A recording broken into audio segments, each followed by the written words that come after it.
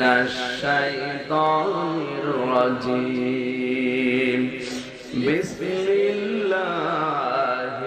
রহমানির রহিম ইন্নামা ওয়ালিয়ুকুমুল্লাহু ওয়া রাসূলুহু ওয়াল্লাযীনা আমানু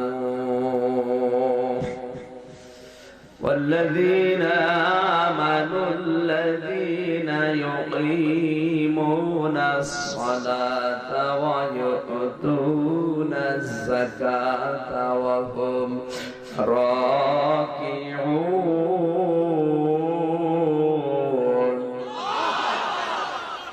সূরা মায়েদা। মায়েদা মানে কি? দস্তরখানা। মায়েদা মানে দস্তরখানা। তামাম পৃথিবীটা আল্লাহ দস্তরখানা বানিয়ে দিয়েছে। খাবার দিয়ে আল্লাহ ভরে দিয়েছেন তামাম দুনিয়ায়। সাগরে যাবেন মাছ পাবে, ডাঙ্গায় থাকবেন সরিষা পাবে। এখন মায়েদা শব্দের ব্যাখ্যা করা তো আমার উদ্দেশ্য না, আমার উদ্দেশ্য বন্ধু। কি বন্ধু? বন্ধুর প্রভাব পৃথিবীতে সবচাইতে বেশি মানুষের উপরে পড়ে। যার বাস্তব প্রমাণ ফেরাও। ফেরাউনের পুরা জীবনী পড়ে দেখেছি, ও লোকটা এত খারাপ ছিল না, ও খারাপ হয়েছিল ওর বন্ধু হামান টাক। এই টাকের কথা আজ পৃথিবীতে যাদের বন্ধু হামানের মতো টাক, ওদেরও ফেরাউনের মতো পরিণতি হবে। আপনি কি মন খারাপ করছেন? দরকার না, আপনার বন্ধু তো আর হামান টাক না। আপনার কে কে বন্ধু হবে আমার আল্লাহ আজকের আয়াতে জানাবে। আমরা কোরআন থেকে ওইরকম বন্ধু নির্বাচন করবো ইনশাআল্লাহ। আল্লাহর নবী বলেন, পৃথিবীতে আমি যদি আল্লাহ বাদে আর কাউকে বন্ধু হিসাবে গ্রহণ করতাম তাহলে আবু বকরকে বন্ধু হিসাবে গ্রহণ করতাম। যেহেতু আল্লাহ আমার সবচেয়ে বড় বন্ধু, এজন্য দুনিয়াতে আমার আর বন্ধুর প্রয়োজন নেই। এরপরও আমার শ্রেষ্ঠ বন্ধু আল্লাহর পরে আবু বকর। জোরে বলেন। এজন্য নবীজির অধিকাংশ গুনাহগান হযরত আবু বকরের ভেতরে ছিল। বন্ধুর প্রভাবটা জীবনে বেশি পড়ে। এই ফেরাউন ছোটবেলা থেকে ডান পিটে ছিল, অত্যাচার জুলুম নির্যাতন করত মানুষের উপরে।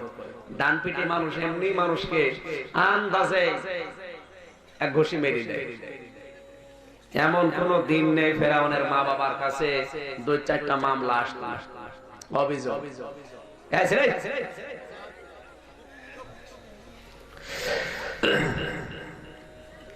শেষ পর্যন্ত মা বাবার সহ্য করতে না পেরে ওকে ত্যায্যপুত্র করেছিল। এই যে ত্যায্যপুত্র করার সিস্টেম ফেরাউন থেকে শুরু হয়েছে। সর্বপ্রথম এই পৃথিবীতে সন্তানকে ত্যায্য করে দিয়েছে ফেরাউনের মা বাবা। কত ভালো সন্তান হলে তারও ত্যায্য করে মা বাবা। আপনি কথা বোঝেন না? এই বাংলাদেশে আলেমদের বিপক্ষে অবস্থান যে লোকটা সবচেয়ে বেশি নিয়েছিল, আমি নাম নাই নিলাম, এই লোকটাকেও তার বাবা মা ত্যায্য করে দিয়েছে। আপনি হয়তো খোঁজ খবর নিয়ে দেখবেন। সংবাদ সম্মেলন করে ওর মা আর বাবা বলেছিল, কোলাঙ্গারের সাথে আজ 22 বছর আমরা মা বাবা কথা বলি না। চিন্তা করেন তো, 22 বছর যার মা বাবার সাথে কথা চলে না, ও কি মানুষ না জানোয়ার? আরো আলেমদের বিরুদ্ধে স্লোগান দেয়, মতে মোহাম্মদ, ফাঁসি চাই, দিতে হবে। এটা আব্দুল্লাহ বিন খাতার নামে এক যুবক, এও অবৈধ সন্তান ছিল মা বাবা। নবীজির হত্যার পারমিশন যেদিন আবু জাহেল দিয়েছে, ওই দিন মক্কার উপকণ্ঠে একটা মঞ্চ তৈরি করে নর্তকীদেরকে নিয়ে নাচিয়েছিল। ঢোল ঢুকে তবলা বাজায়, মেয়েরা উলঙ্গ অর্ধলঙ্গ হয়ে নাচে, আর ওখানে উল্টা পাল্টা জিনিস খায় আর স্লোগান দেয়, মতে মোহাম্মদ। আর মেয়েরা বলে ফাঁসি চাই, দিতে হবে। এটা যারা তৈরি করেছিল এই বিশ্বে, বাংলাদেশেও তৈরি যারা করেছিল এটা নিয়ে, আমার মনে হয় এই লোকটার মা বাবা যা মুখের উপরে বলেছে, যার 22 বছর এদের সাথে কথা বলি না, এদের চরিত্র ওই রকমই, ওর জন্মের ঠিক নেই। মা বাবা যখন তাড়িয়ে দিয়েছে চিন্তা করছে কোথায় যায়, নিজের দেশ ছেড়ে বর্ডার পার হয়ে চলে যাচ্ছিল। বর্ডার পার হয়ে যাবার সময়, বর্ডার পার হয়ে যারা যায় সাহসে যায় না ভয়ে ভয়ে? সাহসে যায়। এমনি পাসপোর্ট নেই, ভিসা নেই, চুরি করে যাচ্ছে ভয় ভয়। চাদর মাথার উপরে দিয়ে ঘোমটা দিয়ে বের হয়ে চলে যাচ্ছে। ওর বন্ধু ছিল হামান, জিজ্ঞাসা করছে কে? বলে আমি। কোথায় যাও? মা বাবা আমাকে ত্যায্য করে দিয়েছে, এখন আমি আর দেশে থাকতে পারি না, চলে যাচ্ছি বাইরে। হামান ডাক দিয়ে বলে আমার অবস্থা ওই একই, আমারও মা বাবা আমাকে দেখতে পারে না, তুমি যখন যাও আমার সঙ্গে নাও। দুইজনকে নিয়ে দুইজন মিলে চলে যাচ্ছে বর্ডার পার হয়ে। রাতের বেলা বর্ডার পার হয়ে পৌঁছিয়েছে মিশরে। কোথায়? মিশরে পৌঁছানোর পরে সারা রাত হাঁটতে হাঁটতে দেশের অনেক দূরে গিয়ে এসেছে বর্ডার থেকে। সকাল যখন হয়েছে চিন্তা করছে পেটে তো খাবার নেই, সারা রাত জাগা, এরপরে ক্ষুধা। একটা লোক তরমুজের খেতে কাজ করছিল, ওর জীবনী থেকে বলছি। যাবার পরে ডাক দিয়ে বলে চাচা আমাদেরকে কিছু খেতে দেন। মুরব্বি বলে খেতে দিতে পারি, আমার প্রতিটি তরমুজ গাছের গোড়ায় এক বালতি করে পানি দেওয়া লাগবে। ফেরাউন হামান দুইজনের নাম কিন্তু এটা না, ফেরাউনের নাম ছিল, অনেকগুলো নাম আছে। ফেরাউনের নাম আসল কিন্তু এটা না, ওর নাম ছিল আসওয়াদ। ডাক দিয়ে বলছে চাচা পেটে তো খাবার নেই, এক কাজ করেন দুইটা তরমুজ দেন, আমরা দুইজন খেয়ে নেই, শক্তি হোক, এরপরে পানি ঢেলে দেব। ঠিক আছে, দুইজন দুইটা তরমুজ খেয়ে এরপরে পানি লাগাও। দুইজনই যুবক মানুষ, শরীরে শক্তি আছে। মালিক চিন্তা করছে এদের যে কাজ তো ভালোই হচ্ছে, তাই তোরা কাজে লাগবে, অসুবিধা নেই, শুধু বাড়িতে থাকা খাওয়ার ব্যবস্থা করে দিন, কাজ করে দেব। ফেরাউন সর্বপ্রথম এই পৃথিবীতে তরমুজের খেতে কাজ দিয়ে জীবন আরম্ভ করে। এর আগে ভব কোম্পানির ম্যানেজার ছিল, কোনো কাজ কর্ম ছিল না, বাপের হোটেলে খেত আর ঘুরে বেড়াতো। কিছুদিন চলছে, এ মুরব্বির বাড়িতে থাকে। হঠাৎ করে একদিন হামান বুদ্ধি দিচ্ছে, বন্ধু এভাবে আর কতদিন চলা যায়, এক কাজ করো, এদেশে মিশরের সরকারি গোরস্থানের দারোয়ান নেবে, সার্কুলার দিয়েছে, তোমার তো বডি ফিটনেস ভালো আছে, তুমি ওই সালাম্বা ভালো, তুমি যে দরখাস্ত লাগাও, দেখা যাক কি হয়। দরখাস্ত দেওয়ার পরে লাইনে দাঁড়িয়েছে, ওর বডি ফিটনেস দেখে, ওর যোগ্যতা দেখে, হ্যাঁ ঠিক আছে ধরে নিয়ে নিলাম। মিশরের সরকারি গোরস্থানের, কেন্দ্রীয় গোরস্থানের দারোয়ান, গোরস্থানের যে ঘর আছে ওখানে থাকে। হামানকে কিছুদিন পরে বলে তোর আর তরমুজের খেতে কাজ করার দরকার নেই, তুই আমার সাথে আয়, মানুষ মরে এখানে আসে, মাটি দেওয়ার সময় তোমার সাহায্য করবে, দুইজন মিলে আমাদের চলে যাবে। বেশ কিছুদিন চলছে, হঠাৎ প্লেগ রোগ দেখা দিল মিশরে, পাইকারি হারে মানুষ মরা আরম্ভ হয়েছে, হাজার হাজার মানুষ মারা যাচ্ছে, সবাই গোরস্থানে নিয়ে আসে। ফেরাউন যতটুকু পারে মাটি দেয়, লাইন করে দেয়। হঠাৎ করে হামান ডাক দিয়ে বলে বন্ধু এইভাবে না, এক কাজ করো, যারা এসেছে ধনী মানুষ যারা, আমরা লাশ নিয়ে আর কতক্ষণ দাঁড়িয়ে থাকবে, বলো টাকা বেশি দেবে যে তার লাশ আগে মাটি দিয়ে দেব। গোরস্থানে সর্বপ্রথম ঘুষের সিস্টেম চালু করেছিল এই ফেরাউনের বন্ধুর কথা মতো। আমি কিন্তু ভাসুরের নাম ধরতে পারি না, আমি নাম জানি ভাসুর, কিন্তু নাম ধরা কেমন যেন লাগে, বিয়াদবি, দরকার নেই। আপনি কি কথা বোঝে? ফেরাউন সর্বপ্রথম গোরস্থানে মরা মানুষ নিয়ে রাজনীতি শুরু করেছে, ঘুষের সিস্টেম চালু করে, টাকা যে বেশি দেয় তাদের আগে মাটি দিয়ে দেয়। 10 টাকা নেওয়ার কথা সেখানে 10,000 টাকা, কারণ লাশ নিয়ে কোটি কোটি টাকার মালিক কতক্ষণ দাঁড়িয়ে থাকবে, দেখ ও টাকা দিয়ে দেয়, আগে টাকা দেয়, মাটি দিয়ে দেয়। কয়েকদিনের ভেতরে এত টাকার মালিক হয়ে গেল, হামান ডাক দিয়ে বলে, বন্ধু এক কাজ কর, টাকাগুলো এক জায়গায় জমা না করে মানুষের ভেতরে দিনের বেলা টাকা ছেড়ে রাখ, টাকা ছেড়ে রাখে টাকা আসে। এই যে সিস্টেম চালু হয়ে গেল। এই সিস্টেম তো আর বাংলাদেশে এখনো শুরু হয়নি, এইটা করছে অনেকে, আমি জানি। টাকা ছেড়ে রাখে টাকা আসে, সুদ তো বলে না, বলে ইন্টারেস্ট। এই সিস্টেম আছে কারা কারা? হাত তোলেন তো ভাই। যে একজন, কি আপনি কত টাকা ছেড়ে রেখেছেন? না, আমি হাসির খোরাকি দিই না, আমি হাসবো না ভাই। প্রত্যেকটা কথায় আমার শিক্ষা আছে। আমি যদি গল্প বলি মনে করবো ওর ভেতরে কোনো শিক্ষা আছে, না তো আমি আন্দাজে বলবো। খাওয়া যায়, সব জিনিস খাওয়া যায় বল, যারা সুদ খায়, ঘুষ খায়। বন্ধু কি জিনিস? দুইজন বন্ধুত্ব করেছে, একজন চালাক আর একজন পাগল। দুইজন বন্ধুত্ব করে বলছে এক কাজ করো, একটা কাঁঠাল কিনে খাই। ঠিক আছে, কাঁঠালের দাম কত? 50 টাকা। চালাক যেটা বলছে টাকা এখন দেওয়ার দরকার নেই, আগে দুইজন কাঁঠালটা খেয়ে নেই, যে বেশি খাবে সে টাকা বেশি দেবে। পাগল বলছে আমার অসুবিধা নেই, আমি খাবো কম, টাকা দেবো কম। কাঁঠালটা ভেঙে যখন খাচ্ছে, চালাক যে রোয়াও খায় আটিও খায়, পাগল যেটা আটি রেখে দেয় রোয়া খায়। শেষে গণনা করে দেখা গেল চালাকের সামনে মাত্র 5টা আটি, আর পাগলের কাছে 45টা। বেশি বা আটি যায় বলে। টাকা এবার পাগল দিয়েছে 45, ও দিয়েছে 5। ও আনন্দ করে, আল্লাহ খাইলাম বেশি দিলাম কম। অনেক মানুষ এখানে চালাক বসে আছে, প্রতি মাসে মাসে 100 টাকা ছেড়ে রাখে, 120 টাকা পায়। চালাক গো, পাগল চিন্তা করছে আল্লাহ খাইলাম কম দিলাম বেশি, 100 টাকা রাখে, 120 টাকা মাসে মাসে দেওয়া লাগে। এরকম পাগল নেই? পাগল আছেন কার? হাত তোলেন তো। ওই যে একজন, তার মানে ও সুদ খায় না কিন্তু দেয়।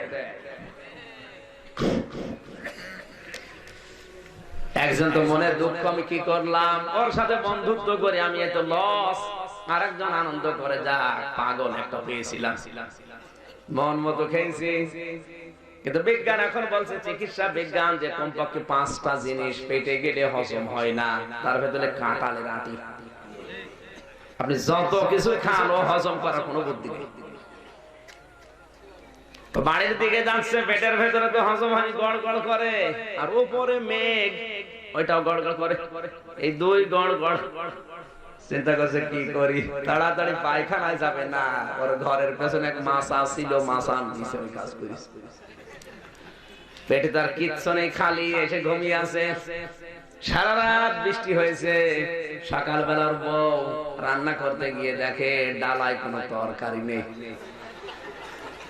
জ্বালানা দিয়ে মাছার উপরে তাকিয়ে দেখে লাউ কত কিছু আছে নাকি, তাও নেই। যেই নিচের দিকে তাকিয়েছে, দেখে এক ঢিপ কাঁঠালের আটি। ডাক দিয়ে বলছে, আল্লাহ তুমি মনে হয় বরকত দিয়েছো। তাড়াতাড়ি এগুলো তুলে নিয়ে এসেছে, গরম পানি দিয়ে সিদ্ধ করে ভর্তা করে ওর সামনে দিয়েছে। ও বিসমিল্লাহ ছাড়াই 2 থালা খেয়েছে। খাবারের পরে তো সারা রাত পেটে খাবার নেই। খাবারের পরে মনে আসছে, আমি এই যে কাঁঠালের আটি, আমি তো কাঁঠাল কিনি নাই। ডাক দিয়ে বলছে, ও গো তুমি কাঁঠাল পেলে কোথায়? এবছরে তোমার কাঁঠাল কিনা হয়নি, তুমি কাঁঠাল কেন নাই তাতে কি হয়েছে? শুকরিয়া আদায় করো। শুকরিয়া তো আদায় করবো, তুমি পেলে কোথায়? আমি মাছার কাছে গিয়ে সকালে দেখি তরকারি নেই, ডালায়ও নেই। যেই মাছার নিচে তাকিয়েছি, স্বামী বলছে ওয়াও। বউ বলছে ওয়াও করো কেন? স্বামী কপালে হাত দিয়ে কান্দে আর বলে, আল্লাহ তুমি এক জিনিস কয়বার খাওয়াবা? কিছুক্ষণ আগে খেলাম। খাওয়া যায়, সবকিছু খাওয়া যায়, বলেন খাওয়া যায়? আর যারা সুদের টাকা এভাবে খাচ্ছেন, আমার মনে হয় ওই এক জিনিস 2 বার করে খাচ্ছে। কথা বলে না কেন? ওটা তো ভালো, ওর চাইতে নিকৃষ্ট। যারা সুদের টাকা খাচ্ছে, নিজের মায়ের সাথে কমপক্ষে আপনি 33 বার জিনা করেছেন। আস্তাগফিরুল্লাহ, নাউজুবিল্লাহ। থুতু ফেলার দরকার না, এই কথা বলেন না ভাই। যে মায়ের পেট থেকে আসলেন, ওই মায়ের সাথে 33 বার জিনা করার গুনাহ হয়, 1 টাকা পরিমাণ যদি কেউ সুদ খায়। আজ যাদের দুনিয়ায় কোটি কোটি কোটি কোটি টাকা, এগুলো সব তো জিবরাইল দিয়ে যাচ্ছে না, সুদের সাথে সব জড়িত, অধিকাংশ। এভাবে আপনি টাকা ইনকাম করে এভাবে খাচ্ছেন, একটু জিজ্ঞাসা করবেন তো যে কাঁঠালের আটি পেলে কোথায়? বলবে শুকরিয়া দেখো। কথা বলছেন, তখন বুকে হাত দিয়ে কপালে থাপড় দিয়ে বলা লাগবে যে আল্লাহ এক জিনিস আর কয়বার খাবো।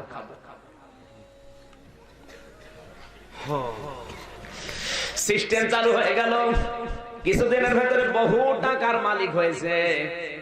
হামান বুদ্ধি দিচ্ছে, বন্ধু এই যে দেশের যিনি আছে দায়িত্বে, তুমি তো সরকারি চাকরি করো, দায়িত্বে যিনি আছে তার সাথে একটু দেখা করার ব্যবস্থা করো, তোমাকে আর একটু উপরে নেয় কিনা। ওর বডি ভালো ছিল, চেহারা সুন্দর ছিল, ওর জীবনের ভেতরে চেহারার বর্ণনা আছে, খুব সুন্দর চেহারা ছিল ফেরাউনের। কিছুদিন যাবার পরে দেশের দায়িত্বে যিনি আছে জাহিজ মন্ত্রী, ওই দেশের প্রধান যিনি, তার নাম তৈমুর। ফল ফলাদি কিছু ফুল নিয়ে দেখা করতে গেছে, ওর চেহারা দেখলে মানুষ কেমন যেন হয়ে যেত। আল্লাহর ইশারায় কিছুদিনের ভেতরে দেশের প্রধানমন্ত্রী যিনি আছেন তৈমুর মারা গেল হার্ট অ্যাটাক করে। হার্ট অ্যাটাক করে মারা যাওয়ার পরে হামান বুদ্ধি দিচ্ছে, বন্ধু এই যে লোকটা জাহিজ নামে, এত চতুর না, এত চালাক না, এক কাজ করো, যে কোনো কায়দায় দুনিয়া থেকে বিদায় করে দাও। হামানের বুদ্ধি মতো এই লোকটাকে একদিন সুযোগ বুঝে দুনিয়া থেকে বিদায় করে দিল। লাশটা নিজেই জনসম্মুখে নিয়ে কান্নাকাটি আরম্ভ করেছে, আহারে কে মেরেছে দেশে, আশ্চর্য হয়ে গেল সবাই। খুনের তদন্ত করো, 3 দিন পার হয়ে গেল, কিছুই হয় না। শেষ পর্যন্ত মাটি দিয়ে মায়া কান্না করে নির্বাচন হবে তাহলে দেশে। অত আগে ওই যে নিজের টাকাগুলো বিভিন্ন মানুষকে দান করে করে মানুষের মন জয় করে নিয়েছিল, কারণ টাকা তো বৈধ না, সব অবৈধ টাকা। কোটি কোটি টাকা মানুষের ভেতরে রাতের বেলা গভীর রজনীতে বিভিন্ন মানুষকে দিয়ে দিয়ে মানুষের মনটাও জয় করে নিয়েছিল। কার কথা বলতো? বন্ধু হামানের। ডাক দিয়ে বলছে, তোর জনপ্রিয়তা ভালো আছে, যারা দাঁড়াচ্ছে তুইও দাঁড়িয়ে যা। দাঁড়ানোর পরে ভোট হয়েছে, শেষ পর্যন্ত সবচাইতে বেশি ভোট পেয়েছে এই ফেরাউন। ভোট পাওয়ার পরে প্রধানমন্ত্রীর দায়িত্ব নিয়েছে, কয়েকদিন শোক পালন করার পর মন্ত্রী পরিষদ গঠন করে বিভিন্ন দায়িত্ব বিভিন্ন জনকে দিয়েছে, কিন্তু 5টা গুরুত্বপূর্ণ দায়িত্ব নিজের হাতে রেখে দিয়েছে, কাউকে দেয়নি। তার ভেতরে 1 নম্বরে স্বরাষ্ট্রমন্ত্রী, এ কাউকে দেয়নি। ওর বন্ধু হামান তো যে গোরস্থান, দারোয়ানের গোরস্থান ওর ঘরে আছে। কিছুদিন পরে ওরে ডাক দিয়ে বলছে, তোর আর এভাবে করা লাগবে না, তুই ফিরে আয়, তোরে আমি একটা বড় দায়িত্ব দিয়ে দেব। একেবারে বানিয়ে দিয়েছে দেশের স্বরাষ্ট্রমন্ত্রী। চলছে বেশ কিছুদিন, চলার পরে হামান বুদ্ধি দিচ্ছে, বন্ধু এভাবে হবে না, তোরে আরো উপরে ওঠা লাগবে। ফেরাউন বলে, আর কত? বাড়ি থেকে দায়িত্বপুত্র হবার পরে তরমুজের খেতে কাজ নিলাম, ওখান থেকে সরকারি গোরস্থানের দারোয়ান, এরপর থেকে ভোট, এরপর থেকে প্রধানমন্ত্রী, দেশের তো সর্বোচ্চ পর্যায়ে আছে, আবার উপরে কি? হামান বলছে, না, তোর এবার একটা দায়িত্ব দেওয়া হবে, তুই ঘোষণা দিবি, আনা রব্বুকুমুল আ'লা, আমি বড়। আমি খুব ভালো করে ফেরাউনের পুরা জীবনী পড়েছি, ওই এত খারাপ ছিল না। চিন্তা করেছিল তরমুজের ক্ষেতের কর্মচারী থেকে এসেছি প্রধানমন্ত্রীর জায়গায়, আবার কোথায় উঠবো? কিন্তু এই জায়গায় নিয়ে যাওয়ার জন্য সবচেয়ে বেশি ধোঁকা দিয়েছিল ওর বন্ধু হামান। এখানে থাকলে হবে না, আরো উপরে ওঠা লাগবে, রব দাবি কর। ফেরাউন ওই দিন ওকে গরম দিয়েছিল, বেটা কি বলিস? এদেশে এখনো আসমানি কিতাবের আলোচনা চলে, এখনো আসমানি কিতাবের জ্ঞানী জ্ঞানী আলেমরা আছে, এদেশের মানুষ মেনে নেবে না। রব্বুকুমুল আ'লা, অন্তত মিশরে এটা মানা যাবে না। হামান বুদ্ধি দিচ্ছে, তোর একবারে তো দাবি করতে বলি না, তুই আমারে 40 বছর সময় দে, এই 40 বছরের ভেতরে আমি তোর জায়গা মতো তুলে দেব। প্রথম 10 বছর তুই এক কাজ করবি, শিক্ষা ব্যবস্থায় এমন একজন মানুষকে বসাবি, শিক্ষা ব্যবস্থার 10 বছর একাধারে চললে ওখান থেকে আসমানি কিতাবের যে কথাগুলো আছে তুলে দিবি। তাওরাতের, ইনজিলের, জাব্বুরের কথা না, আসমানি কিতাবের ওই সময় যেটা ছিল ওই কিতাবের কথাগুলো আস্তে আস্তে সব তুলে দে। দেখবি 10 বছরের শিক্ষা ব্যবস্থায় আমল পরিবর্তন হয়ে গেছে। মানুষ শিক্ষিত হবে কিন্তু অধিকাংশ গুলো নাস্তিক হবে। 10 বছর একাধারে যখন এভাবে চলছে,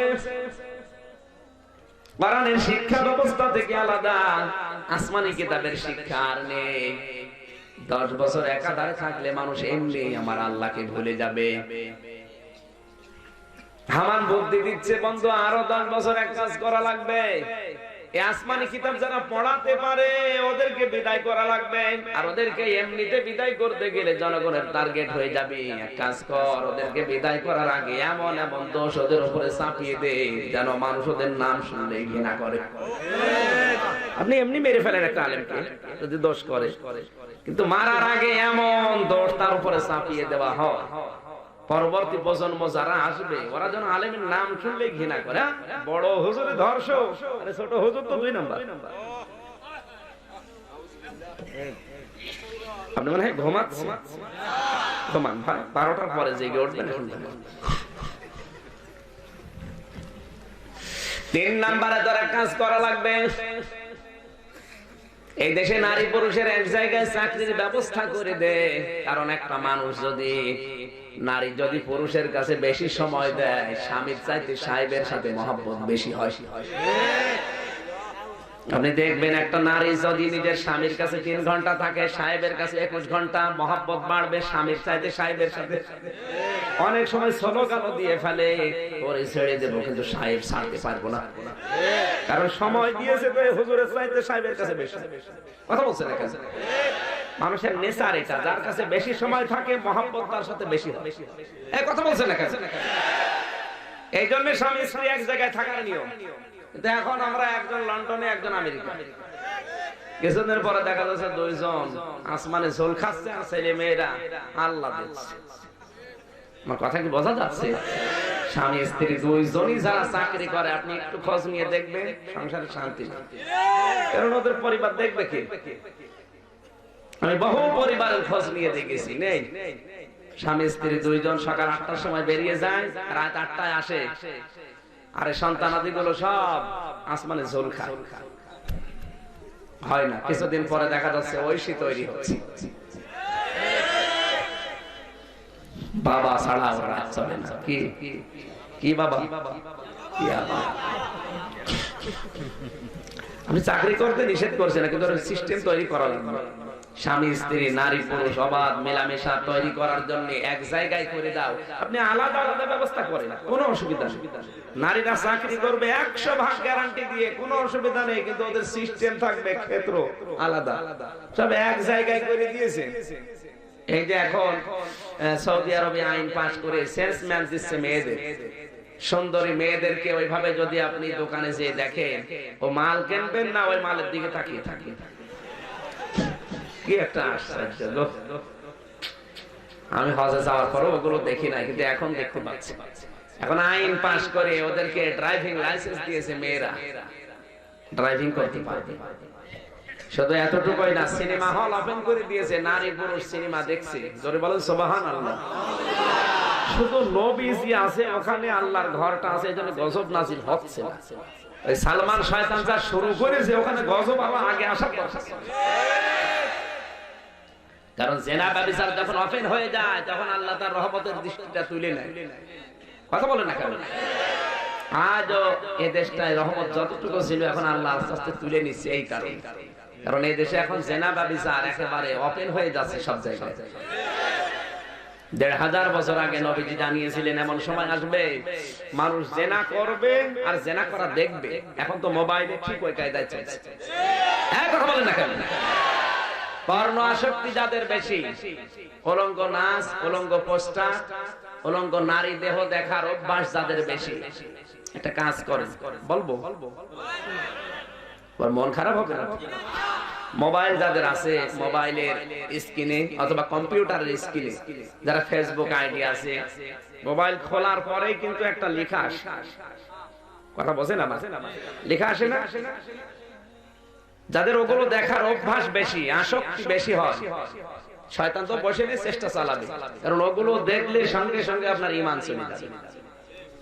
জেনা করলে যেমন ঈমান চলে যায়, জেনা দেখলে, এই কথা বলছে না? কোন মানুষ যখন মদ খায় তখন কিন্তু তার ভেতর আর ঈমান থাকে না, ঈমানটা বাইরে থাকে। ও যখন মদ খাওয়ার পরে ফিরে আসে, সুস্থ হয়, তখন তার ভেতরে ঈমান আসে। যখন মানুষ জেনা করার জন্য উদ্বুদ্ধ হয়, ওই সময় তার কাছে আর ঈমান থাকে না, ঈমান দূরে থাকে। যখন জেনা করা হয়ে যায় তখন ঈমানটা ওর ভেতরে আসে, তখন ওর বিবেক নাড়া দেয়, না এই কাজটা করা ঠিক হয়। হ্যাঁ, কথা বলে না কেন? আমি কি বেশি বলছি না ঠিক বলছি? ঠিক। জেনা করার সময় কখনো ঈমান থাকে না, শয়তান ওরে দখল করে নেয়, করাই লাগবে, যে কোনো কায়দায় ওরে কাজটা করাবে। কাজ করার পরে যখন ঈমান ফের ভেতরে চলে আসে, তখন ওর বিবেকটা নাড়া দেয়, না কাজটা তো ঠিক হয়নি। শয়তান তখন দূরে চলে যায়, তখন হাসে, কাজ আমি করে দিয়েছি, ওরে ধ্বংস করে ফেলেছি। কথা বলে না কেন? এরকম হয় না? মোবাইল যাদের আছে, ইন্টারনেট ব্যবহার যারা করে, ইউটিউব, টিউব ম্যাট, এগুলো যারা চালায়, ফেসবুক, আমার মনে হয় খুললে ওই রকম মন যাদের আছে, আমি কি বেশি বলছি নাকি? দেখতে মনে বলে না? একটা কাজ করে রাখবেন, 7টা কাজ আছে, একটা বলছি। মোবাইলের স্ক্রিন যখন আপনি মোবাইল খুলবেন, ইউটিউবে যাবেন, টিউব ম্যাটে যাবেন, ফেসবুকের আইডিতে যাবেন, খোলার পরে যে একটা ছোট্ট লেখা আসবে, ওই লেখাটা আপনি সেভ করে দেবেন, আল্লাহ আমাকে দেখছে। হয় বাংলায় দেবেন, ইংরেজিতে দেবেন, আরবিতে দেবেন, যে ভাষায় আপনি পারেন লিখে দেবেন, আল্লাহ আমাকে দেখছে। খোলার পরে দেখবেন আল্লাহ আমাকে দেখছে। অন্তত আপনি আল্লাহর সরিষা পরিমাণ ঈমান যদি আপনার থাকে, অন্তত আপনাকে বাঁচিয়ে পারা যাবে না? কারা কারা পারবেন হাত তোলেন তো? হ্যাঁ, থাকবে। দাড়ি মুখে নিয়ে 2 নম্বরই কাজ করো। হ্যাঁ, দেখে মোবাইল দেখে, হাত নামা, আগে মোবাইল দেখে, দেখে মোবাইল দেখে কি আছে আপনার মোবাইলে, কি আছে? আপনি হাত তুলছেন কোন কাজ? আমি বললাম আর হাত তুলবেন আপনি, বুঝে শুনে হাত তোলা থাকবে না। আমার কথা মনে হয় বোঝা যাচ্ছে না? আমার ভাইরা, 3 নম্বরে এক কাজ করো, নারী পুরুষের অবাধ সিস্টেম চালু করে দাও। দেখবা 10 বছরের ভেতরে পর্দা বলতে যখন কিছু আর থাকবে না, সবাই একাকার হয়ে যাবে। আর নারী পুরুষের একাকার হয়ে যাওয়া মানে জেনা ব্যভিচার ওপেন চালু হওয়া। ওপেন যখন জেনা ব্যভিচার চালু হবে, স্বামী মনে করবে সন্তান আমারই, কিন্তু সন্তানটা সাহেবের। আজ বাংলাদেশে হাজার হাজার সন্তান বাবা মনে করছে আমারই, কিন্তু দেখতে মনে হয় সাহেবের মতো হয়েছে। কি গো, ছেলে আমার সাহেবের মতো মানে? বলে আল্লাহ দিয়েছে, আল্লাহ ভুল করেছে।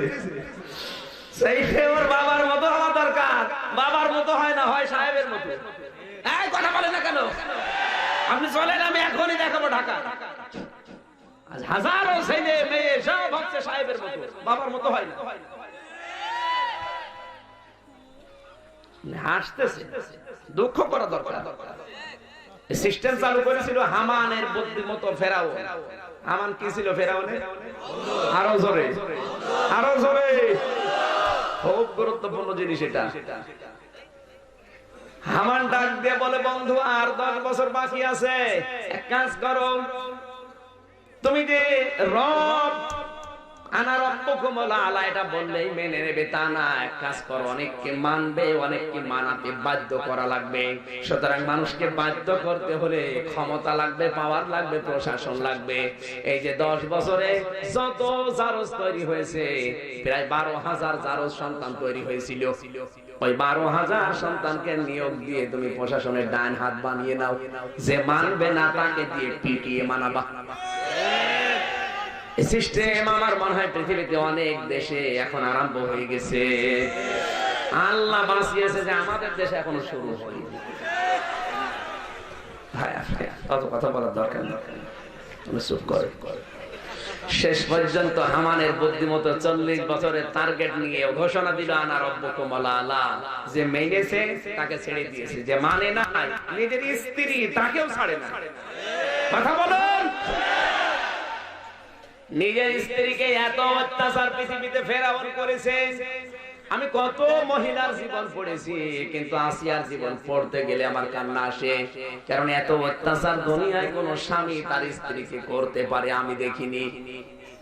মা বোন যারা এসেছেন, এবার আপনাদেরকে একটা শিক্ষা দেয় এখান থেকে। আজ পৃথিবীতে কত মহিলা আপনার আদর্শ, কত মহিলাকে আপনি অনুসরণ করে চলেন। ক্যাটরিনা কাইফ, এরপরে ভারতের সিরিয়ালের মহিলারা ওদের আদর্শ হয়। কিরণমালা কটকটি, আপনার আদর্শ হবে 4 জন। কয়জন? 1 নাম্বার আমার আল্লাহ যাদেরকে আদর্শ বানিয়েছেন, হযরতে মারিয়াম। আরো জোরে বলুন।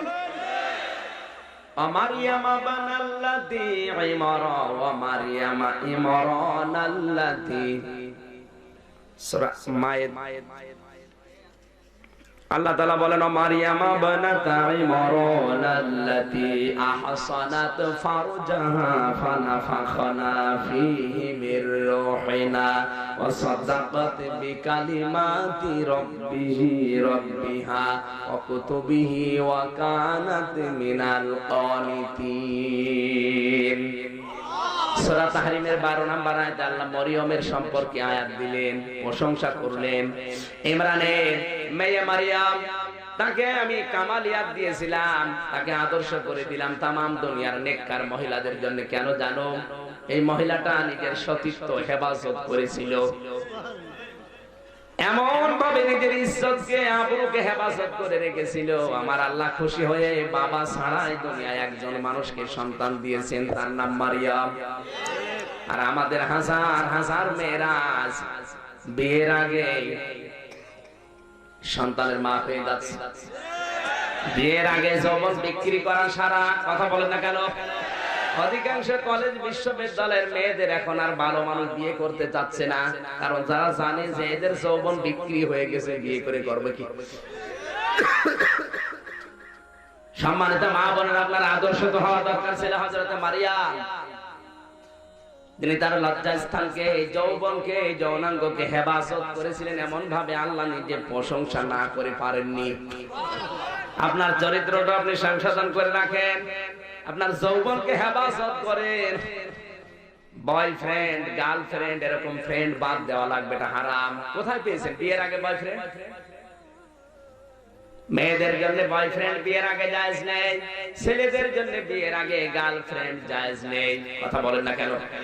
এটা ইহুদি খ্রিস্টানদের কাছ থেকে মানুষেরা নিয়েছে। যার সাথে আপনার জীবনের সাদৃশ্য মিলবে, কিয়ামতের দিন আপনি তার সাথে থাকবেন। বাইরের দেশের লেখাপড়া কালচার গুলো এই দেশে এখন মেলানো হচ্ছে। ওই দেশে আমেরিকায় লেখাপড়া করতে গেলে বয়ফ্রেন্ড গার্লফ্রেন্ড ছাড়া হয় না।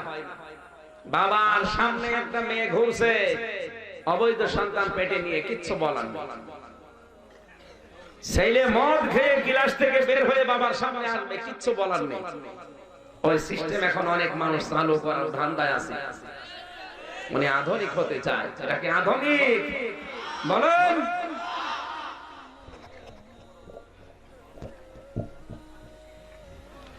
আমার ভাইরা, কোরআনে কারীম হযরতে মারিয়ামের প্রশংসা করেছেন। 2 নম্বরে প্রশংসা করেছে হযরতে আসিয়ার।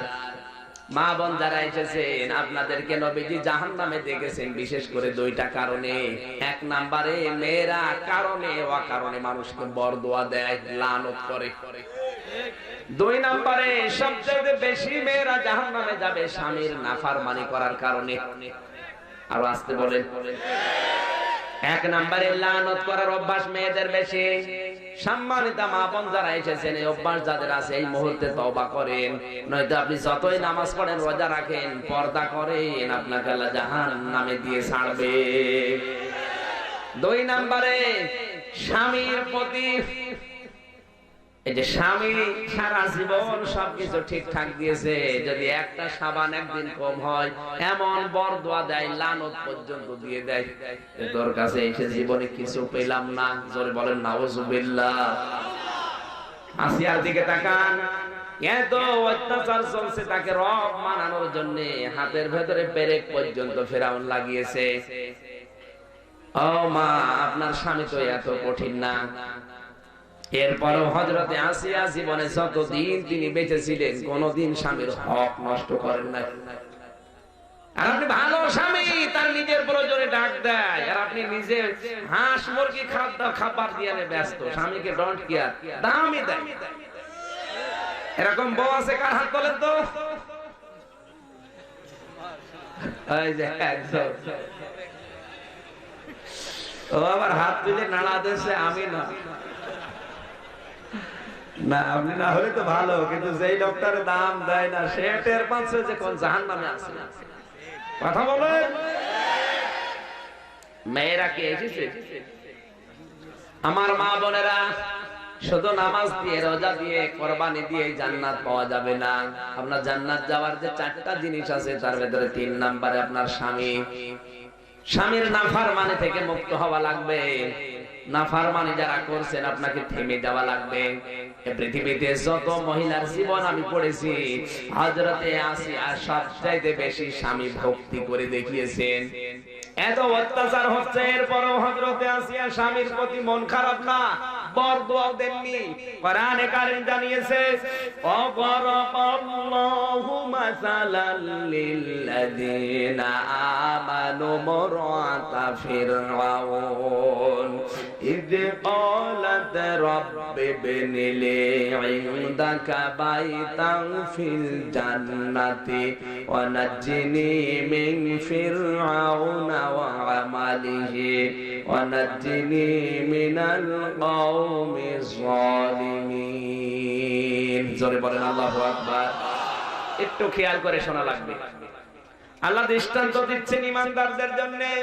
ফেরাউনের স্ত্রী আসিয়া, আল্লাহ পাক এই পৃথিবীতে যে সমস্ত মেয়েদের স্বামী আছে তাদের নাম কিন্তু কোরআনে নেয়নি, কিন্তু যাদের স্বামী নেই তাদের নাম আল্লাহ কোরআনে স্পষ্ট ভাবে নিয়েছেন।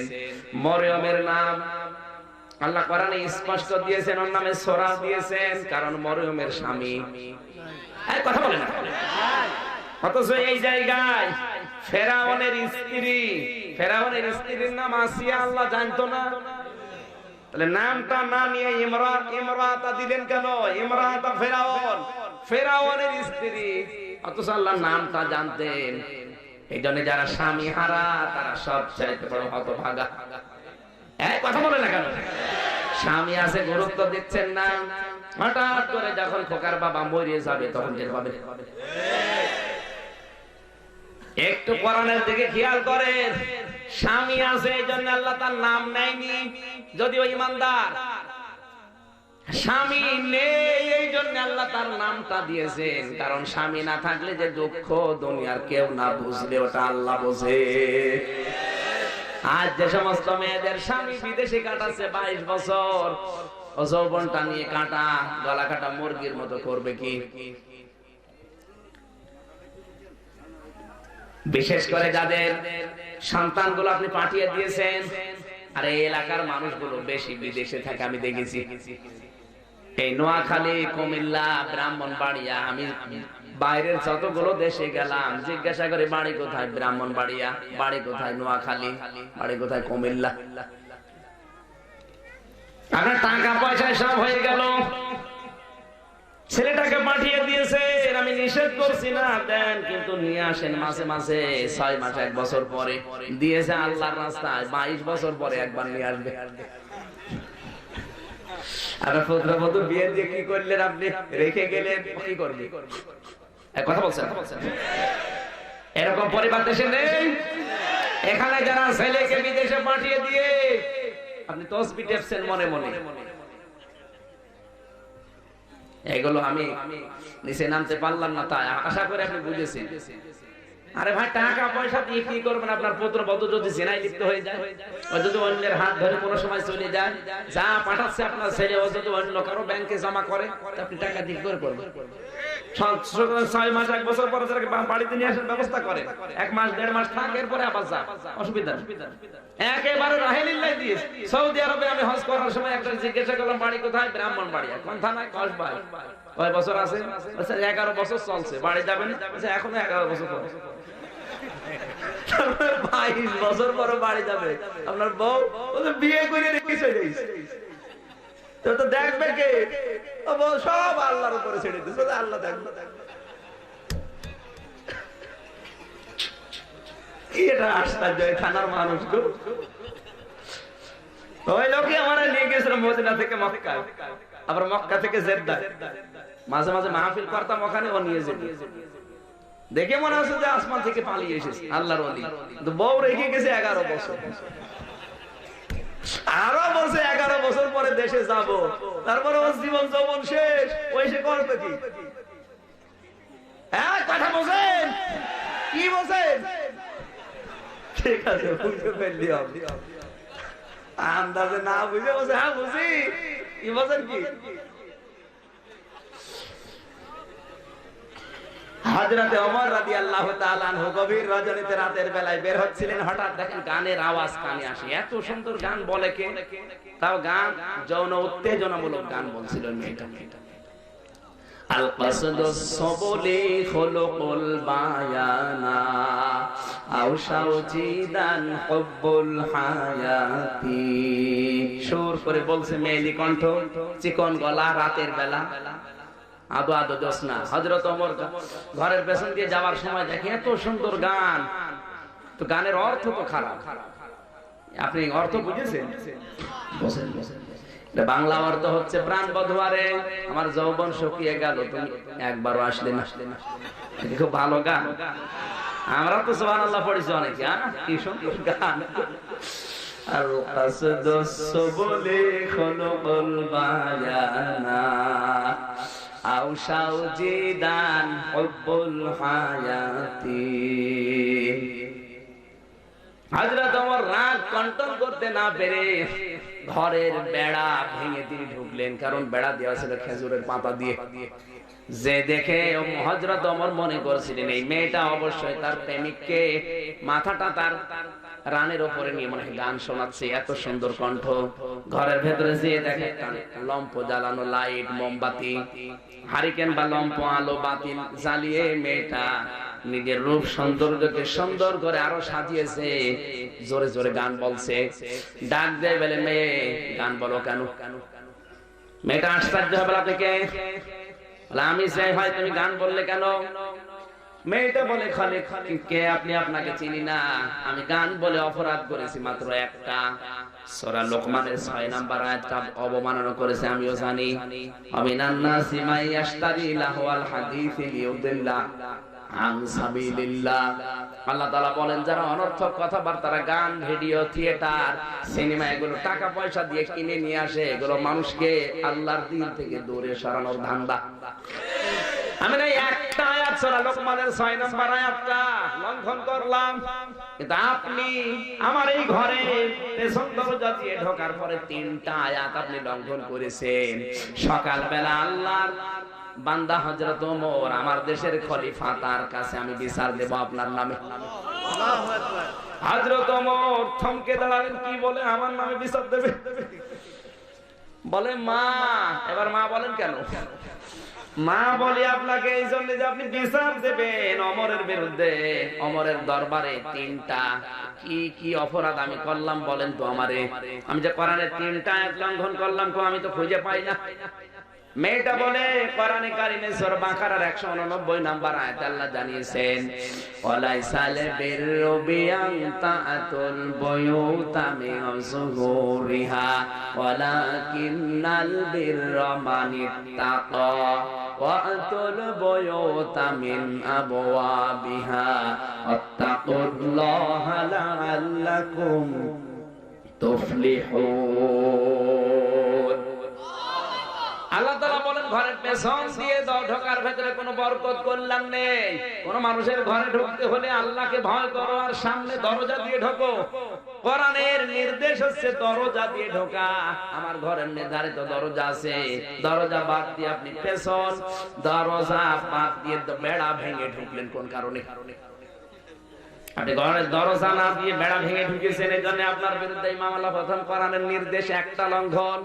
2 নম্বরে কোরআনে কারীম জানিয়েছেন ইয়া আইয়ুহাল্লাযীনা আমানু লা তাদখুলু বুয়ুতান গায়রা বুয়ুতিকুম হাত্তা তাস্তানিসু ওয়া তুসাল্লিমু আলা আহলিহা।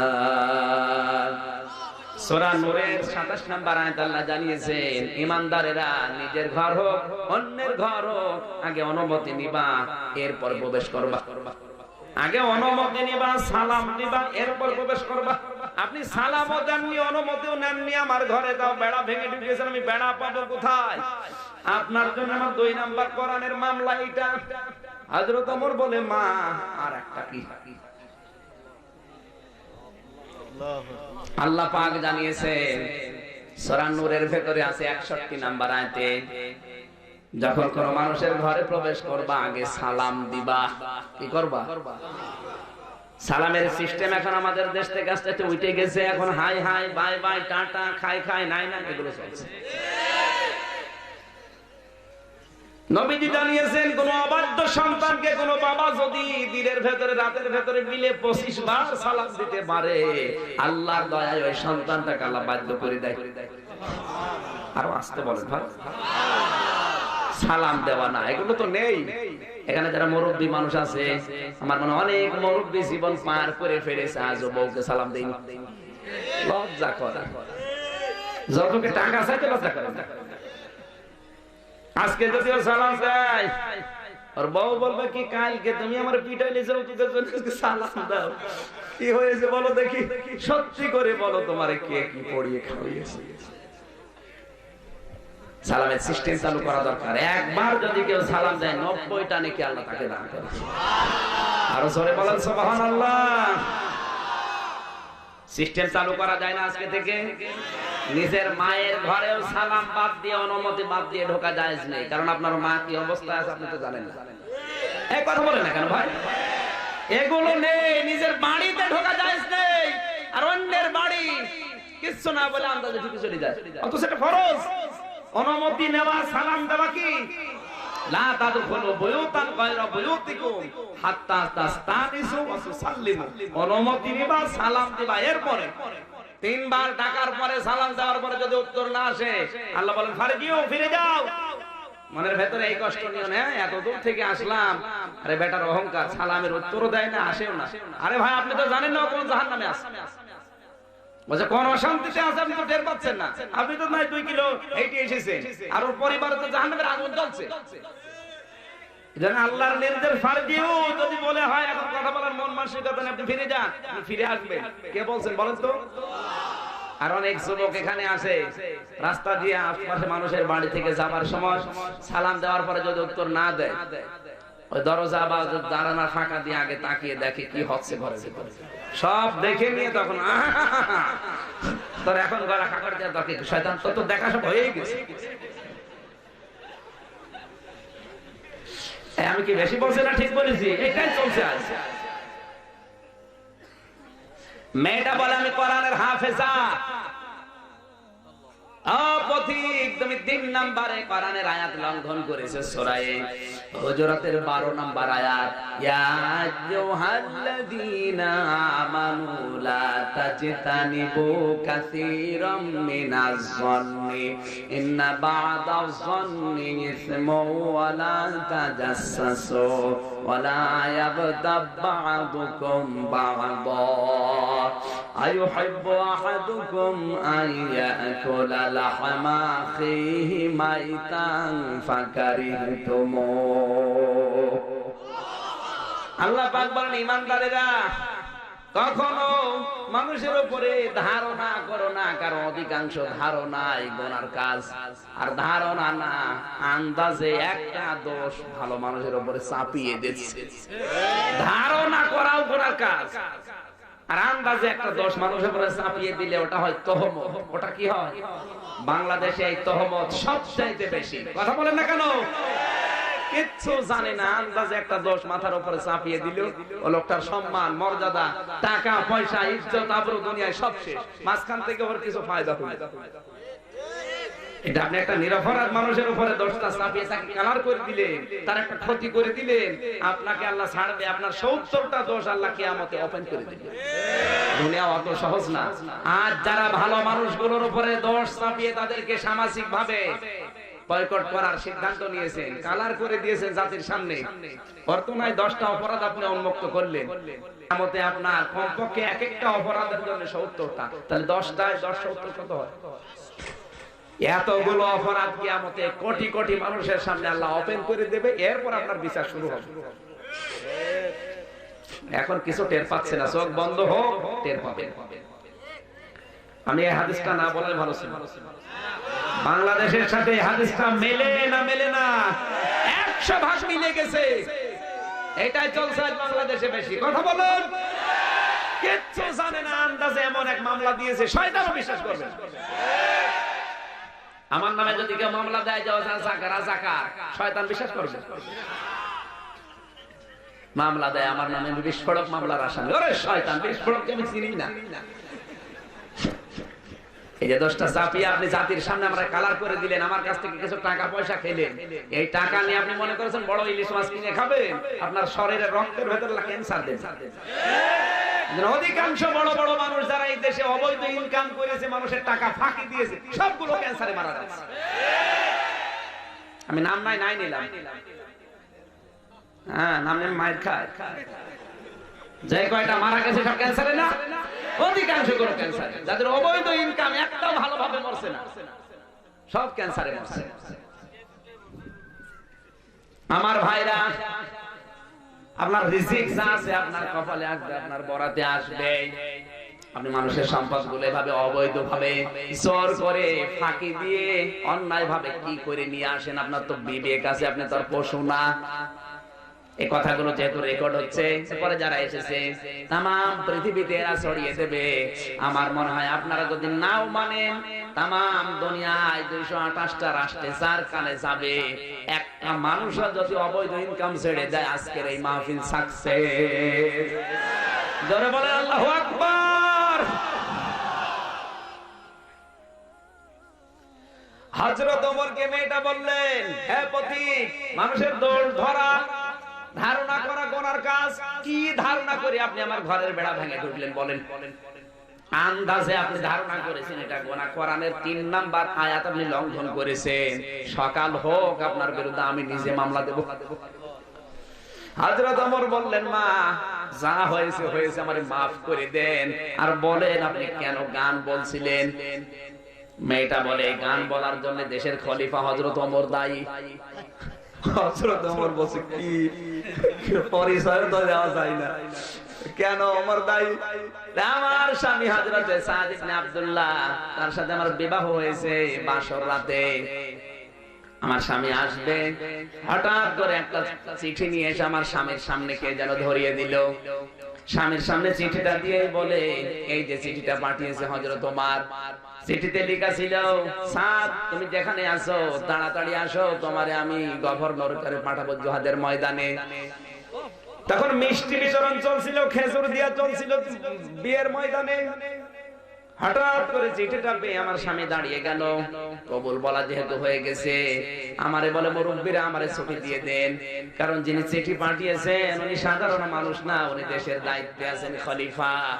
আর কোরআনের আয়াত আমাকে বারবার ডাকতেছে, ইয়া আইয়ুহাল্লাযীনা আমানু আতিউল্লাহা ওয়া আতিউর রাসূলা ওয়া উলিল আমরি মিনকুম।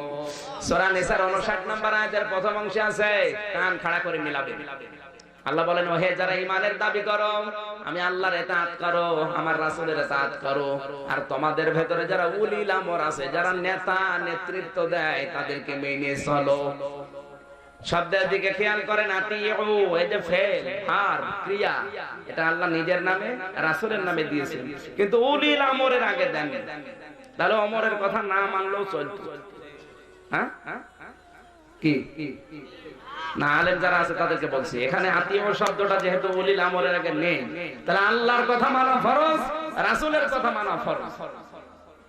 উলিল আমরের নামের আগে তো আতিউ নেই, এ ফেল আছে, এ ভার্বটা আছে, এ ক্রিয়া নেই। তাহলে তার কথা না মেনে বাসর ঘরে যাওয়ার দরকার ছিল, কারণ এটাও তো ফরজ। এই কথা বলেন না কেন? এরপরও তিনি বললেন কোরআনের আয়াত আমাকে ডাকছে, এই আয়াত দিয়ে তিনি দলিল দিয়েছিলেন, তার দলিল মনে হয় ভুল। হ্যাঁ, এবার আসেন কেন দিলেন। আতিউ শব্দ আল্লাহ নিজের নামে রাসূলের নামে দিয়েছেন, এই কারণে আমি যতগুলো তাফসীর পড়েছি মুফাসসিরিন ইকরাম লিখেছেন আল্লাহ এবং রাসূলের কোন কথা শোনার পরে মেনে নেওয়া লাগবে, কোনো প্রশ্ন করা যাবে না। কারণ আপনার সাথে আল্লাহ রাসূলের জ্ঞান কম না বেশি? কিন্তু উলিল আমর আল্লাহ এবং রাসূলের পরে পৃথিবীতে কিয়ামত পর্যন্ত যারা নেতৃত্ব দেবে, নেতা, এদেরকে মানতে হলে দেখা লাগবে এদের ভেতরে আল্লাহ রাসূলের গুনাহ আছে কিনা। ওমর যেহেতু আল্লাহ রাসূলকে মেনে চলে, এইজন্য ওমরকেও মানা ফরজ। উনি যদি মানে না চলতো তাহলে ওমরকে মানা ফরজ ছিল না। কথা বলেন না কেন? সাদ ইবনে আব্দুল্লাহ ডাক দিয়ে বলছে, মুরব্বিরা, এই যে আতিউ শব্দটা আল্লাহ নিজের নামে রাসূলের নামে দিয়েছে, কিন্তু উলিল আমরের আগে দেয়নি। তারপর হযরত ওমর যেহেতু আল্লাহ রাসূলকে মেনে চলে, এখন আমাকে ওমরকে মেনে চলাও ফরজ। সুতরাং আপনাদের কথা মতো আমি বাসর রাতে যেতে পারলাম না, তার কথায় সাড়া দেওয়া আমার জন্য কোরআনের নির্দেশ অনুযায়ী ফরজ। বাংলার মুসলমানরা এইভাবে যদি কোরআন মানতো, এদেশে যে শনিবারের বিকেল নামে যে সিনেমাটা তৈরি করেছে শয়তান, এটা কবে বন্ধ হয়ে যেত? শনিবারের বিকেল নামে সিনেমা তৈরি করেছে, রাসূলের দাড়ি লাগিয়েছে জাহিদ হাসানের মুখে, আর এই তিশার মাথায় দিয়েছে পাগড়ি, এই যে হিসাব হলি আর্টিজান নামে এই সিনেমাটা সরওয়ার জাহান ফারুকী কুলাঙ্গার বানিয়েছে, নবীর দাড়িকে লাগিয়েছে, যারা হামলা করেছিল হলি আর্টিজানে তাদের মুখে। ওটা বোঝাতে চাচ্ছে যে দাড়িওয়ালা মানুষ বোমা হামলা করে বেড়ায়। আঘাতটা গেছে রাসূলের পরিচয়। এই কথা বলেন না কেন? আপনি কোথায় আঘাত দিচ্ছেন? সিনেমা বানান, নোবেল নাটক বানান, অসুবিধা নেই, কিন্তু রাসূলের দাড়ি নিয়ে আপনি হিজাব পর্দা ফরজ ওইটা নিয়ে কটূক্তি করলেন সাহসযোগে, অবশ্যই আপনার পেছনে কোনো রাঘব বোয়াল কলকাঠি না আছে। এই শয়তানের এতটুকু পিছকে মানুষের দ্বারা চিকন হ্যাংলা দেখেননি? এই সরওয়ার জাহান ফারুককে ঠেলা দিলে পড়ে যাবে, আর শয়তান এত সাহস আসে কোত্থেকে? ওর পেছনে রাঘব বোয়ালরা আছে। এই কথা বলেন। আপনি যাই পেছন ধরো, যদি শক্তি পাচ্ছেন আর যারাই দিচ্ছে, স্পষ্ট জানাচ্ছি এখনো ৯৬% নবীর উম্মত এই দেশে আছে। বেশি ঝামেলা করবেন না রাসূলের সুন্নাত নিয়ে, আল্লাহর বিধান পর্দা ফরজ নিয়ে। যদি একবার এটা খেপে যায়, সিনেমা না চলচ্চিত্র জগৎই দেশ থেকে চলে যাবে।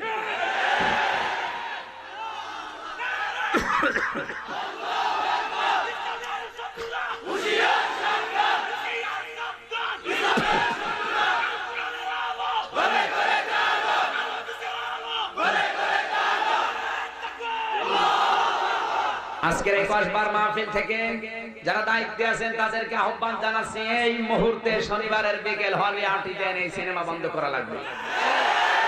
কারণ এটার দ্বারা শুধু আমাদেরকে গালি দিলে মেনে নিতাম, গালি দিচ্ছে সরাসরি রাসূলের দাড়িকে। হলে আর্টিজানে যারাই হামলা করেছিল একটার মুখের দাড়ি ছিল না, আর একটাও মাদ্রাসায় পড়ুয়া ছেলে মেলে না, সবগুলো কলেজ ভার্সিটির। কথা বলেন, তাদেরকে আপনি কালার করেন না, যত দোষ সব হুজুরদের। আর হুজুরদেরও গালি দেন, কিন্তু আপনি রাসূলের দাড়ি লাগিয়ে দিলেন শয়তানের মুখে কোন কারণে? সুতরাং এই মুহূর্তে বন্ধ করা লাগবে। কারা রাজি আছেন দেখি? লিল্লাহি তাকবীর।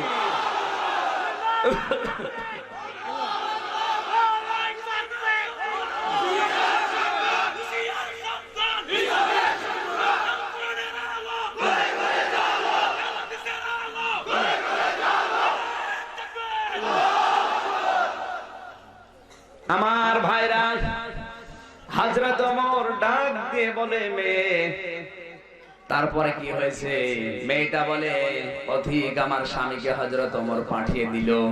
এত সুন্দর আমার স্বামী ছিল, আমি কোনোদিন একবার শুধু বিয়ের আগে দেখেছিলাম। শুনেছি আমার স্বামী সাদ ইবনে আব্দুল্লাহ মদিনার সবচাইতে সুন্দর যুবক, আর আমিও সবচাইতে সুন্দরী। কিন্তু বাসর রাতে ঘরের গেট থেকে আমার কাছে বিদায় দিয়ে চলে গেল, বলে এবার জিহাদের ময়দান থেকে ফিরে আমি আসব। 3 মাস পার হয়ে গেল, হঠাৎ শুনলাম যে আমার স্বামী আসতেছে। সাজগোজ করে বসে আছি, কে যেন সংবাদ দিল হযরত ওমর ওখান থেকে আরেকটা জিহাদের ময়দানে পাঠিয়ে দিয়েছে। আমার সাজগোজ আবার বন্ধ হয়ে গেল।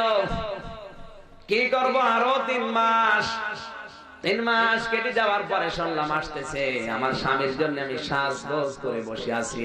এজন্য মেয়েরা যদি সাজতে চায় শুধুমাত্র সাজবে তার স্বামীর জন্য। মেয়েদের সাজগোজ যায় যাতে শুধু স্বামী বাদ দিয়ে অন্য কারোর জন্য যা।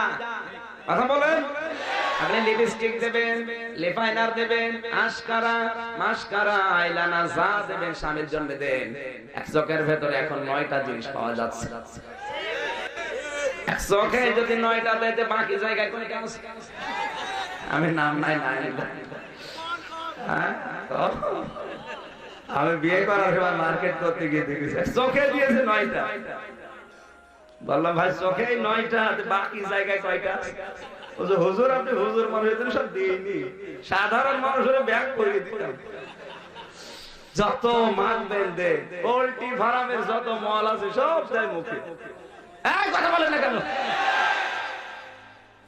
এমন দিয়া দিয়েছে আর আব্বা বলতে পারে না ড্যাডি। আব্বা বললে বুঝে যাবে কায়দা, ড্যাডি বলে ডাকে। আম্মি আম্মি বললে হয় না, কি যেন একটা নাম দিয়েছে মাম্মি, যেন মুখ না লাগে। আপনি দেবেন যা আছে সব দিয়ে দে স্বামীর জন্য। শুনুন, কার জন্য? এভাবে সুন্দর করে সাজগোজ করে আপনি মার্কেটে যান, এটা স্বামী খুশি করার আপনার উদ্দেশ্য না, খুশি করার উদ্দেশ্য পাবলিক। আর পাবলিক যদি কোনো মানুষকে দেখে আন্দাজে আশেপাশে মন্তব্য করে, যারা করছে ওদের গোনা হচ্ছে, যাকে দেখে করছে ওরও গোনা হচ্ছে। তাও ছোটখাটো গোনা হলে মেনে নিতাম, কবিরা গোনা হচ্ছে। এক একটা কবিরা গুনাহে আপনি কমপক্ষে 7000 বছর জাহান্নামের আগুনে জ্বলবেন। সরে বলেন নাউজুবিল্লাহ। খলিফা আমার স্বামী আসবে বলে আমি সাজগোজ করে বসলাম। হঠাৎ কে যেন এসে বলেছে তোমার স্বামী আজও আসবে না, পাঠিয়ে দিয়েছে হযরত ওমর।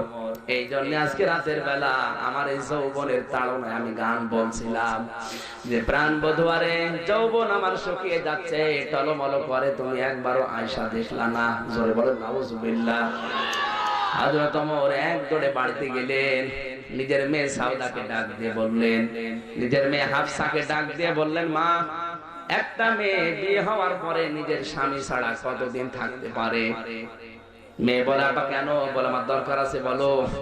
মেয়েটা বলে আব্বা বিয়ে হওয়ার পরে স্বামী ছাড়া একটা মেয়ে খুব বেশি হলো 4 মাস থাকতে পারে, এর চাইতে বেশি থাকলে তার কষ্ট হয়।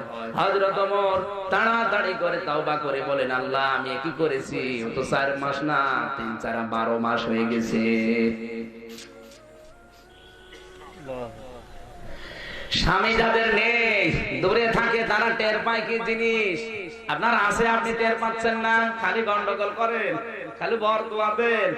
এবার তাকান তো, স্বামী এলো, এই মেয়েটার ব্রেক দিয়েছে হাতের ভেতরে, গরম পানি মাথার উপরে দিচ্ছে, চুলগুলো গরম পানির কারণে গরম তেল ঢেলে দিচ্ছে, চুলগুলো খসে পড়ে যাচ্ছে। এরপরও তিনি স্বামীর নামে বরদোয়া দেননি। আল্লাহ তাআলা বলেন, ইদ ক্বালাতি রাব্বি বিনিলি ইনদাকা বাইতান ফিল জান্নাতি। হযরতে আসিয়া বলেছে, রব্বুল আলামিন যে অত্যাচার চলছে তোমার যেন রাগ হয়ে না যায়, আমার এই অত্যাচার দেখে আমার স্বামীর উপরে যেন তোমার রাগ না হয়। তুমি এক কাজ করো, তুমি যেখানে থাকো ওই জায়গায় একটা ঘর আমার জন্য বানিয়ে দাও, ওই ঘরে বসে বসে যেন আমি তোমাকে দেখতে পারি। এত অত্যাচার করার পর স্বামীর উপরে বরদোয়া দেয়নি, আর অত্যাচার করা লাগে না, শুধু শ্বশুর শাশুড়ি নিয়ে এক জায়গায় মিলে মিশে থাকবে, তাই রাজি হয় না। আর কথা বলেন না, তুমি জান্নাত পাবা, খালি নামাজ পড়লে একটু পর্দা করলে জান্নাত পাবা, অত সোজা না। এত অত্যাচারের পর স্বামীকে আল্লাহ তুমি যেন রাগ করবা না, এই কথা বলছি। ওয়ানাজ্জিনি, এক আলিফ টান আছে, ওয়ানাজ্জিনি মিন ফিরাউনা ওয়া আমালিহি ওয়ানাজ্জিনি মিনাল কওমি যালিমিন। হে আল্লাহ, তুমি আমার স্বামী ফিরাউনের অত্যাচার থেকে তুমি আমাকে বাঁচাও, এতটুকু। কিন্তু তার উপরে তুমি অত্যাচার করো, এই কথা আসিয়া বলে না। সুবহানাল্লাহ বলতে পারেন নাই? ওয়ানাজ্জিনি মিন ফিরাউনা, ফেরাউনের কবল থেকে তুমি আমাকে বাঁচাও, কিন্তু তাকে তুমি অত্যাচার করো, তার উপর তুমি প্রতিশোধ নাও, এই কথা আসিয়া বলে না। তারপরও ব্রেক মারা হাতের ভেতরে। আর আপনার একটা সাবান কম হলে আপনি বরদোয়া দিয়ে ছেড়ে দিচ্ছেন। নবীজি মেরাজ থেকে ঘুরে এসে জাহান্নামে মেয়েদের দেখেছিলেন এই কারণে।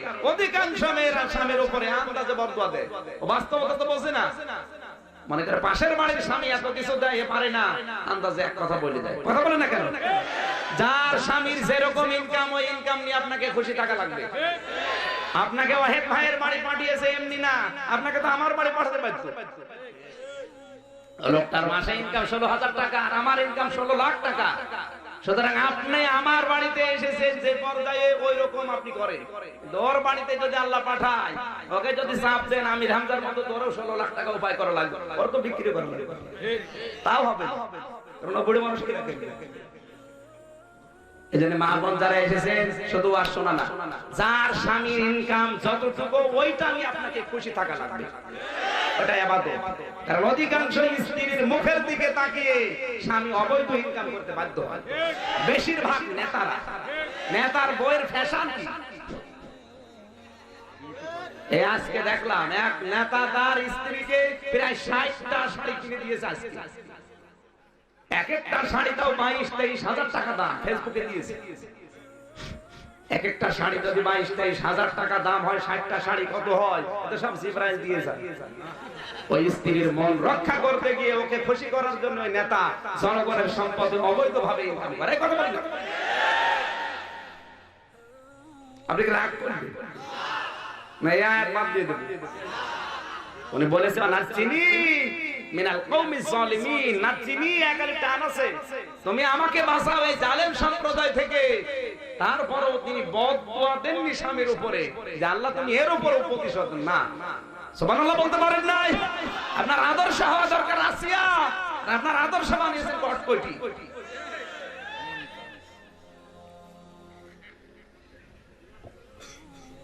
এমন এমন মহিলায় বাংলাদেশে আছে, এক স্বামীতে হচ্ছে না, পর পর বছরে বছরে স্বামী পাল্টায়। আমি নাম নাই মিলাই, 3টা স্বামী পাল্টিয়েছে, 4র্থ স্বামী চলছে। এখন শুনলাম তো ওই সংসারও টেকবে না, আর একটা দরকার। আল্লাহর লানত না ওর উপরে। কথা বলেন। ভারতের নায়িকা শ্রাবন্তী অনেকের আদর্শ, সুন্দরী, হ্যাঁ কি সুন্দর আমার আদর্শ। ওই মহিলা 3টা স্বামী পাল্টিয়েছে, আর একটা ধরবে। জোরে বলুন সুবহানাল্লাহ। ও যদি আপনার আদর্শ হয়, কুলাঙ্গার মহিলা যেখানে যাবে আপনাকে আল্লাহ ওখানে পাঠাবে। একটা স্বামীর মন জয় করতে পারো না, আল্লাহর মন জয় করবা কি দিয়ে? তুমি তো বলবা মোবাইলে উল্টো পাল্টা জিনিস রাখো, তুমি বলছো ঠিক। না না, ও রাখে না, আলহামদুলিল্লাহ ভালো। আমি হাসির খোরাক বললাম না, যা বলি ওর ভেতরে শিক্ষা আছে। ফেরাউনের স্ত্রীর স্বামী ছিল কি? আসিয়ার স্বামী ছিল না? এই জন্য আল্লাহ নামটা ধরেনি, কারণ স্বামী যাদের আছে সব আছে, যদিও অত্যাচারী হয়। আর স্বামী নেই, ওর দুনিয়া সব আছে, কিচ্ছু নেই। আপনি রাতের বেলা একটু যেয়ে দেখবেন, যে লোকটাকে আপনি মেরে ফেললেন, ওর স্ত্রী গলা কাটা মুরগির মতো লাফায় রাতের বেলা। ওর সন্তান আদিগুলো রাতে ঘুমাতে পারে না, কান্নাকাটি করে বাবা বাবা বলে। কত মানুষকে আপনি বিনা দোষে ভাবে রাতের বেলা গুম করে দিলেন। আপনাকে আল্লাহ ঠিক এইভাবেই গুম করবে, আপনার স্ত্রী কাঁদবে। সময় বেশি নেই। কথা বলেন। মানুষ যখন এভাবে অস্ত্র ধরে, দেখবেন 3টা আঙ্গুল নিজের দিকে আছে। মানুষকে আল্লাহ বোঝাতে চাচ্ছে, এক আঙ্গুল দিয়ে একটা মানুষকে অস্ত্র দিয়ে মেরেছো, 3টা আঙ্গুল কিন্তু তোমার নিজের দিকে আছে। একটা গুলি যদি ওর মুখে করো, তোমারে আল্লাহ 3টা গুলি দুনিয়ায় খাওয়াবে, তোমার স্ত্রীকে ওইভাবে গলা কাটা মুরগির মতো কাঁদাবে, এরপরে মরণ দেবে। প্রশাসনের একটু পদ পাওয়ার জন্য কত মানুষকে গুম করো, তোমার বউ ঠিক ওইভাবে কাঁদবে। দুনিয়া অত সহজ হলে আল্লাহ সব ছেড়ে দিবে। আল্লাহ বলেন আমি ছাড় দেই কিন্তু ছাড়ি না। আমি দেখি মানুষকে ঘড়ি এই যে ঘড়ি ওড়ে ভিড় দেয়, ও মনে করে আর কত দূর আমারে কেউ নামাতে পারবে না, কিন্তু সন্ধ্যা হলে ঠিক এই লোকটা আস্তে আস্তে করে টান দেবে। আপনি যত উপরে ওঠেন আপনার আসল টার্গেট কিন্তু আল্লাহর হাতে চাবিকাঠি আছে। যত উপরে ওঠেন না কেন আল্লাহ একবার নামাবে, আর যখন নামাবে তখন আপনি যদি নামতে না চান সিঁড়িয়ে যাবেন তাও আল্লাহ নামাবে। এজন্য আমরা সাবধান হব আমাদের দ্বারা যেন কারো কোনো মানুষের বাবা হারা না হয়, স্বামী হারা না হয়। স্বামী হারা যারা তারা টের পায়। এই 10 বছরে কত স্বামী হারা মেয়ে মাঝে মাঝে কল দিয়ে বলেছে তোমার তো নিয়ে কিচ্ছু নেই। আমি এমনিতে কাঁদি কম, কান্না আসে না। এই কথাগুলো শুনলে সেদিন সুবর্ণচরে গিয়েছিলাম, নোয়াখালীর এই মাকে 4 জন মিলে ধর্ষণ করেছে। 4 সন্তানের মা, ওর মা বসে আছে। আমি ভাই অনেকগুলো মানুষ ছিলাম হাসপাতালে। মেয়েটা বলছে আমার বেঁধে রেখেছিল, ছোট মেয়ে 5-6 বছর বয়স, বলছে আমার বেঁধে রেখে আমার মারে ধর্ষণ করছে। এই কাজ যেই করুক এদের বিচার হওয়া দরকার বাংলার মাঠে। হয়তো আজকে আপনি করছেন না নিজের দলের লোক, নিজের দলীয় লোক, এই জন্য 10 দিন পরে দেখবেন আপনার মেয়ে নিয়ে ফুর্তি করবে। তখন টের পাবেন যে কি হলে কি হয়। এখন তো কিছু মনে হচ্ছে না। নিজের বউ তুলে নিয়ে যখন এই কাজ করবে তখন তখন বিচার চাইতে গেলে ওকে বিচার নেই। কথা বলেন, আল্লাহ ছাড় দেয়, ছেড়ে আরো জোরে আল্লাহু ইস্তাহজিউ বিহি ওয়া ইয়ামুদ্দুহুম। এই আয়াত তাহলে কেটে বাদ দিয়ে দেন। শুধু কোরআন পড়ে কি করবেন যদি আপনি না মানতে পারেন? সুতরাং আল্লাহ বলেছেন আমি ছাড় দেই। আল্লাহু ইস্তাহজিউ বিহিম ওয়া ইয়ামুদ্দুহুম ফি তুগয়ানিহিম ইয়ামাহুন। মানুষ যখন বাড়তে চায় ওরে আরো বাড়ার সুযোগ দেয়, এমন অন্ধকারে চলে যায় ওর বিবেক আর তখন কাজে লাগে না। ও ভালোকে ভালো বলে, মন্দকেও ভালো বলে। এজন্য স্বামী যাদের কাছে তাদের নাম আল্লাহ ধরেননি, এরপরে এই মহিলাটা আমার আল্লাহর কাছে বরদুয়া দেননি স্বামীর নামে। যেন আপনি যদি আদর্শ হিসেবে কাউকে নিতে চান হযরতে আসিয়াকে নেবেন। কথা বোঝা যাচ্ছে? ফেরাউনের কথা বলছিলাম, মানে নাই। 3 নম্বরে নাম পেয়েছি আমি হযরতে খাদিজাতুল কুবরা, নবীর স্ত্রী। 4 নম্বরে নাম পেয়েছি বিশ্ব নবীর ছোট মেয়ে ফাতিমাতুজ জোহরা। তাম পৃথিবীর মুসলিম নারীদের 4 জন মহিলা আদর্শ, 1 জন মারিয়াম, 2 নম্বর আসিয়া, 3 নম্বর খাদিজাতুল কুবরা, 4 নম্বর ফাতিমাতুজ জোহরা রাদিয়াল্লাহু তাআলা আনহা। জোরে বলেন আমিন। বন্ধুর প্রভাবটা আমি শিক্ষা দিচ্ছিলাম। শেষ পর্যন্ত ফেরাউন ডাক দিয়ে বলছে তুমি যদি আমারে না মানো তোমার এইভাবে বিদায় করে দেব। বিদায় করে দিয়েছে, এর বড় মানে নাই। এটা নিজের স্ত্রীকে ছাড়ে নাই, এইটা ছড়িয়ে পড়েছে মানুষের ভেতরে। ওরে বাবারে কি রে, নিজের বউকে ছাড়ে না, ও যদি না মানে আমারও ছাড়বে না। যাদের কম ঈমান ছিল, ঈমান দুর্বল ছিল, অনেকেই ফেরাউনকে মেনে নিয়েছিল। আজ বিশ্বে অনেক দেশ আছে, বাতাস যদি একটু গরম হয় বলবে পরে তওবা করে নেব, এখন মিশে থাকি। এটা তো এখন দেশে শুরু হয়নি, হবে। কত মানুষ টুপি খুলে পকেটে নিয়েছে, দরকার নেই পরে তওবা করে নেব। ফেরাউন যে কাজটা করেছিল নিজের বুদ্ধিমতো না বন্ধুর প্রভাবে? আরো জোরে আল্লাহ রাব্বুল আলামিন বলেন ইন্নামা ওয়ালিয়ুকুমুল্লাহুল্লাযীনা আমানু ইন্নামা ওয়ালিয়ুকুমুল্লাহু ওয়া রাসূলুহু ওয়াল্লাযীনা আমানু। সূরা মায়েদা আয়াত নাম্বার 55। মনে আছে আপনাদের? হ্যাঁ মনে আছে। আল্লাহ পাক বলেন অবশ্যই তোমাদের বন্ধু হবে পৃথিবীতে 3 জন। কয়জন? 3 জন। আরো জন। 3 জন। 1 নম্বরে তোমাদের বন্ধু হবে আমি আল্লাহ। কে? সুবহানাল্লাহ। আল্লাহ যে মানুষের বন্ধু হয় এই কথা কোরআন জানাচ্ছে। আল্লাহ বন্ধু কাদের? আল্লাহ নিজে আয়াতের ব্যাখ্যা অন্য আয়াতে দিয়েছেন, আল্লাহু ওয়ালিয়ুল্লাযীনা আমানু। যারা ঈমান এনেছে আমি আল্লাহ তাদের বন্ধু হয়ে গেছি। ইখরিজুহুম মিনাজ যুলুমাতি ইলান নূর, এদেরকে আমি অন্ধকারের জীবন থেকে আলোর দিকে বের করে নিয়ে আসি। আল্লাহ বন্ধু হতে হলে ঈমান আনা লাগবে। 170 কোটি মানুষ এই পৃথিবীতে এখন ঈমানদার, এগুলোই বন্ধু আল্লাহর, বাকিগুলো সব আমার আল্লাহর শত্রু। সুতরাং আমরা বন্ধুর ভেতরে আছি তো না। আয়াতের পরবর্তী শব্দ কি? ইখরিজুহুম মিনাজ যুলুমাতি ইলান নূর। ইখরিজুহুম, তিনি আল্লাহ তাদেরকে বের করে নিয়ে আসেন অন্ধকারের জীবন থেকে আলোর দিকে।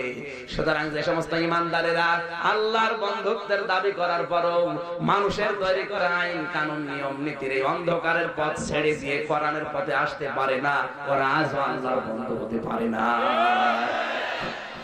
والذين كفروا أولياؤهم الطاغوت يخرجونهم من النور إلى الظلمات। তাগুতের বন্ধু তারা, কাফের যারা, ওদেরকে তাগুত কি করে? আলোর পথগুলো বাদ দিয়ে অন্ধকারের দিকে নিয়ে যায়। এখানে আলো আর অন্ধকারের ব্যাখ্যা পড়েছি। যুলুমাত বহু বচন, নূর এক বচন। ইসলাম হচ্ছে নূর।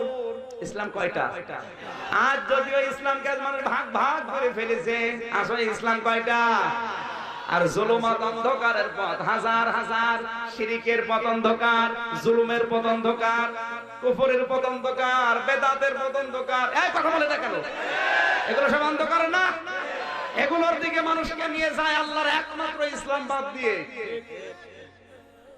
উলাইকা আসহাবুন নার, এ হচ্ছে জাহান্নামের অধিবাসী। হুম ফিহা খালিদুন, চিরকাল এরা জাহান্নামে থাকবে। জোরে বলেন নাউজুবিল্লাহ। এই আয়াতটার মূল শিক্ষা এই, ওয়াল্লাযিনা কাফারু আউলিয়াউহুমুত তাগুত। আউলিয়া ওলির বহু বচন। কাফের যারা, তাদের বন্ধু তাগুত। এদের কাজ কি? আল্লাহর তৈরি করা নিয়ম নীতি যেগুলো আছে এগুলো বাদ দিয়ে মানুষের তৈরি করা নিয়ম নীতির দিকে ওদেরকে ডাক দিয়ে নিয়ে যায়। আজ বাংলাদেশে কারা তাগুতের বন্ধু আর আল্লাহর বন্ধু পার্থক্য হয়ে গেছে। এই কথা বোঝা লাগবে, পার্থক্য, পার্থক্য। এখন আপনি চিন্তা করেন, আপনি কি আল্লাহর বন্ধু না শয়তানের বন্ধু? আল্লাহর বন্ধুদের কাজ হচ্ছে উলাইকা আসহাবুল জান্নাহ হুম ফিহা খালিদুন, এরা জান্নাতের অধিবাসী, চিরকাল থাকবে। আর শয়তানের বন্ধু যারা, হুম ফিহা উলাইকা আসহাবুন নার হুম ফিহা খালিদুন, এরা শয়তান আগুনের অধিবাসী, চিরকাল থাকবে। এই ধান্দা করবেন না যে কিছুদিন থাকার পরে আবার বের হয়ে আসবে, না, ও ধান্দা বাদ দেন।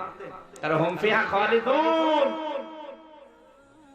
আপনাকে দেবে, এরপর আবার বের করে নিয়ে আসবে। এরকম যদি করে তাহলে তো ইয়ার কি মারা হবে? কি ইয়ার কি মারবে আল্লাহ? সুতরাং আপনি কোন পথে হাঁটছেন আপনি টের পাচ্ছেন। সূরা বাকারা 158 নম্বর আয়াত, 258 নম্বর আয়াত। বাড়িতে যে একটু মিলাবে 57 58 এই দুইটা আয়াত একটু পড়েন, দেখবেন আপনি আল্লাহর বন্ধু না শয়তানের বন্ধু। আল্লাহর বন্ধু হলে আল্লাহ আপনাকে মানুষের তৈরি করা নিয়ম নীতি থেকে বাঁচিয়ে আল্লাহর আলোর দিকে আপনার জান প্রাণ দিয়ে কাজ করাবে। আর সবাইকে আল্লাহ কাজ করাবে, কারণ আল্লাহর বন্ধু আবার হওয়া লাগবে। বন্ধুর ভেতর পার্থক্য আছে না? বন্ধু শব্দের আমি প্রায় 29টা শব্দ পেয়েছি। বন্ধু, রফিক মানে বন্ধু। এই যে রফিক, রফিক কোন বন্ধুকে বলা হয়? এই যে এটা আমার বন্ধু, মনে করেন উনি আমাকে একজন মারছে, দেখে ওই বন্ধু জীবন প্রাণ দিয়ে হলেও বাঁচাবে, এর নাম রফিক। এর নাম কি? খালিল মানেও বন্ধু। খালিল বলা হয় কোন বন্ধুকে? যেই বন্ধু আমার আল্লাহর সন্তুষ্টির জন্য সব কাজ করতে পারে, তাকে খলিল বলে। এজন্য ইব্রাহিম নবীর নাম হচ্ছে খলিল। হাবিব মানেও বন্ধু। হাবিব বলা হয় ওই বন্ধুকে যে আল্লাহ ওই বন্ধুর জন্য সবকিছু করতে পারে, এই জন্য আমাদের রাসূলের নাম হাবিব। সুবহানাল্লাহ বলতে পারেন না? এরকম 29টা শব্দ পেয়েছি শুধু বন্ধু। রফিক মানে বন্ধু, জার মানে বন্ধু, হাবিব মানে বন্ধু, সাদিক মানে বন্ধু, তরিক মানে বন্ধু। এরকম অনেকগুলো আছে। এক একটা বন্ধুর আবার ক্যাটাগরি আছে, শ্রেণী বিভাগ আছে। এখানে যে বন্ধুর কথা না, মানুষ চলে যাচ্ছে। আমি শেষ করে দিলে ভালো হয় নাকি? কেবল শুরু হচ্ছে ভাই, অনেক কথা শুনতে হবে আজ। এই আয়াতের ভেতরে যে কত কথা আছে, আমার জীবনে তো শেষ হবে না। তারপর আমি চেষ্টা করব যতটুকু পারি। থাকবেন তো? এরপরও যদি কেউ উঠে চলে যায়, দরকার হয় হাত দিয়ে চেপে ধরে রাখ, বাড়ি যেতে পারবে। আমি সে আসছি কোথায়? সে ঝিনাইদহ থেকে। আমি যদি 2 ঘন্টা বসে থাকতে পারি, আপনি পারবেন না? আপনার পারা লাগবে। যদি না পারেন আপনার বিয়ে হবে না। এখানে 1 নাম্বার বন্ধুকে সবাই বলা লাগবে আল্লাহ রাব্বুল আলামিন বলেন, আমাকে যদি কেউ বন্ধু হিসেবে পেতে চায় তার 4টা কাজ করা লাগবে। কয়টা? 4টা। আমরা জানি পৃথিবীতে বন্ধুত্বের সিস্টেম আছে। মোবাইল দিয়ে কেউ যদি বন্ধুত্ব করে, আগে ফেসবুকে তাকে বন্ধুত্বের অফার দেওয়া লাগে, সে অ্যাকসেপ্ট করবে, এরপর আবার চিঠি দেবেন, আপনি লিখবেন, কিছু উত্তর দেবে, আদান প্রদান হবে, এরপরে মোবাইলে কথা হবে, আস্তে আস্তে বন্ধুত্ব গাঢ় হবে, এরপরে হাদিয়াটাও বানিয়ে যাবেন। আল্লাহ রাব্বুল আলামিন বলেন, আমি যে বন্ধু, আমি তোর মোবাইল পাঠাবো না, আমি আল্লাহ তোমাদের কাছে চিঠি পাঠিয়েছি, ওই চিঠির সাথে যদি 4টা আচরণ করো, আমি আল্লাহ তোমাদের বন্ধু হব। আল্লাহর পাঠানো চিঠির নাম হচ্ছে কোরআন। এই চিঠিটা প্রথমে আপনাকে পড়া লাগবে, 2 নম্বরের চিঠিটা আপনাকে বোঝা লাগবে, 3 নম্বরে এই চিঠিটা শুধু বুঝলেই হবে না, ওই চিঠিতে বন্ধু কি বলতে চেয়েছে ওই অনুযায়ী আপনাকে কাজ করা লাগবে। এতটুকুই না, বন্ধু যদি চিঠির ভেতরে লিখে দেয় যে এই কথাগুলো তুমি অমুক অমুককে জানিয়ে দাও, আপনাকে তাও করা লাগবে। আর সরি, এবার বাংলাদেশের বন্ধু আছে কারা, এবার মিলান আল্লাহর এই চিঠি, আল্লাহর অনেক বন্ধু এখন সওয়াবের নিয়তে পড়ছে, ভালো পড়েন। 2 নম্বরে অনেক বন্ধু আছে এই দুনিয়ায়, এটা বুঝছে, বোঝে না, সওয়াব আরো বেশি হবে। 3 নম্বরে অনেক বন্ধু আছে আল্লাহর বন্ধু হওয়ার জন্য এটা নিজে আমল করছে, পড়ে পড়ে যা লেখা আছে কাজ করার চেষ্টায় আছে, কিন্তু 4 নাম্বার যে শর্তটা, এইটা অনেক বন্ধু এখন মানে না। 4 নাম্বার কি? শুধু পড়লেই হবে না, বুঝলে হবে না, আমল করলেও হবে না। এই চিঠিটা যার কাছে পৌঁছানোর দায়িত্ব বন্ধু দিয়েছে, ওই কথাগুলো তার কাছে পৌঁছানো লাগবে। আরো জোরে। আজ বাংলাদেশে হাজারো আলেম কোরআন পড়ে, বোঝে, মানে, ব্যক্তিগত জীবনে যতটুকু পারে, কিন্তু এই কথাটা যে মানুষের কাছে পৌঁছানো লাগবে, এইটা করতে গেলে অনেক সময় মানুষ শত্রুতা করে, আর এইটা করতে গিয়ে আল্লামা সাঈদী জেলখানা। অনেক কোরআন পড়েছে ঠিক, বুঝেছে ঠিক, মানুষের যতটুকু আমল করার দরকার করেছে ঠিক, কিন্তু যখনই বলেছে না আমি শুধু পড়বো না, বুঝবো না, আমল করবো না, আমি মানুষকে মানাবো, এই কথা বলে না কেন? আজ বাংলাদেশে যে মুসলমান গুলো বলে আমি শুধু কোরআন পড়বো না, বুঝবো না, মানবো না, আমি মানাবো, তখনই বাতিলের টার্গেট তো এই জায়গায় হয়। এরপরও জীবন দিয়ে চেষ্টা করছে আল্লাহর বন্ধু হওয়ার জন্য। শর্ত যেহেতু 4টা মানাই লাগবে, ইমাম আবু হানিফা এই শর্ত মানতে গিয়ে তিনি কিন্তু পড়েছিলেন, কোরআন বুঝেছিলেন, তারপরে আমলও করেছিলেন, কিন্তু যখন বলেছে আমি কোরআন মানাতে চাই, তখন 8 বছর জেলখানা। ইমাম মালিক পড়েছে, বুঝেছে, আমল করেছে, যখন বলেছে এগুলো হবে না, আমি মানাতে চাই, তখন 41 দিন রিমান্ডে ছিল, হাত ডিসকানেক্ট হয়ে গিয়েছিল এই চামড়া থেকে। আল্লাহর বন্ধু এখন এই 4টা শর্ত অনুযায়ী বাংলাদেশে কম না বেশি নেই, যে কয়টা আছে যে ওটা জেলখানা। হ্যাঁ, ঘরে বলা লাগবে, খালি উল্টা পাল্টা বসে না। আল্লাহর বন্ধু সুর করে কোরআন পড়লেই হলো, বুঝলেই হলো, নিজে আমল করবেন, হয়ে গেল না। এটা আপনি মানাতে যখন যাবেন, তখনই আপনি জালেমদের টার্গেটে পড়বেন। যেমন আবু হানিফা পড়েছিল, ইমাম বুখারী পড়েছিল। এই কথা বলেন না কেন ভাই?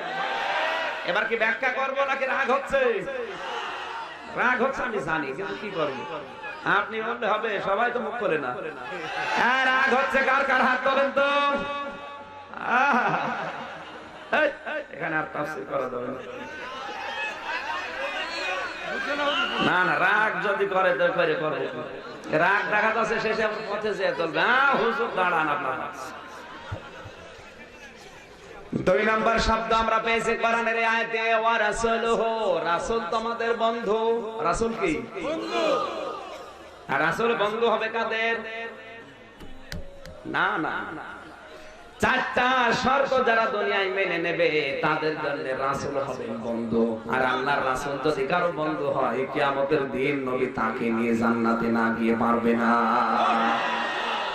কোরআনে কারীম জানিয়েছে রাসূলের বন্ধু হতে চাও 4 দফা কর্মসূচি মেনে নাও ওয়াল্লাযী বা'আসা ফিল উম্মিয়িনা রাসূলাম মিনহুম আতলু আলাইহিম আয়াতিহি ওয়া ইউযাক্কিহিম ওয়া ইউআল্লিমুহুমুল কিতাবা ওয়াল হিকমা ওয়া ইন কানু মিন ক্বাবলু লাফি দালালিম মুবিন।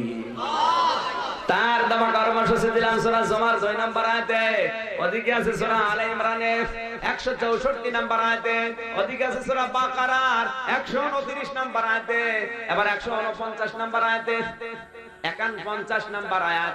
এই 4টা জায়গায় পুরা কোরআন শরীফে আল্লাহ 4 দফা কর্মসূচি দিলেন। সূরা বাকারা 129, সূরা বাকারা 150, সূরা আলে ইমরান 164, সূরা জুমা আয়াত নাম্বার 2। কয় জায়গায়? আরো জোরে বলা লাগবে। 4 জায়গায় 4 দফা কর্মসূচি আল্লাহ দিয়ে জানিয়েছেন তিনি সে আল্লাহ যিনি তার রাসূলকে পাঠিয়েছেন 4 দফা কর্মসূচি দিয়ে। তুমি যদি রাসূলের বন্ধু হতে চাও এই 4টা শর্ত মেনে নাও। আতলু আলাইহিম আয়াতিহি, আয়াত তেলাওয়াত করা লাগবে তোমাকে।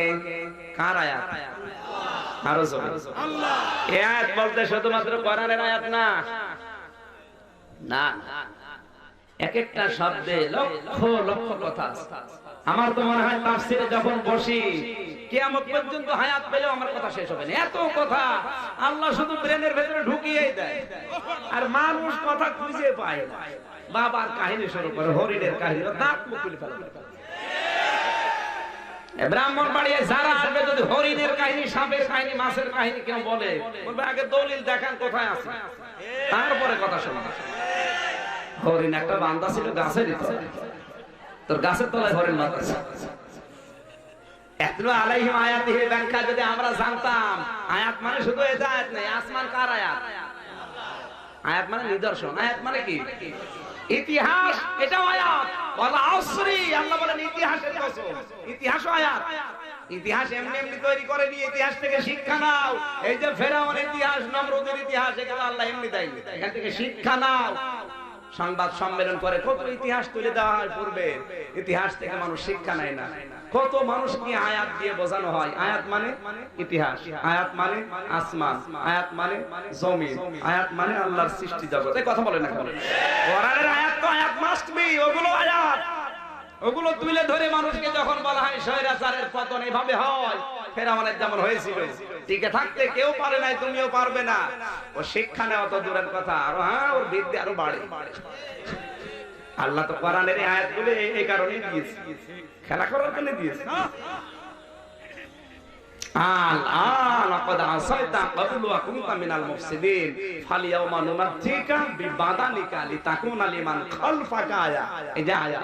এটা কি?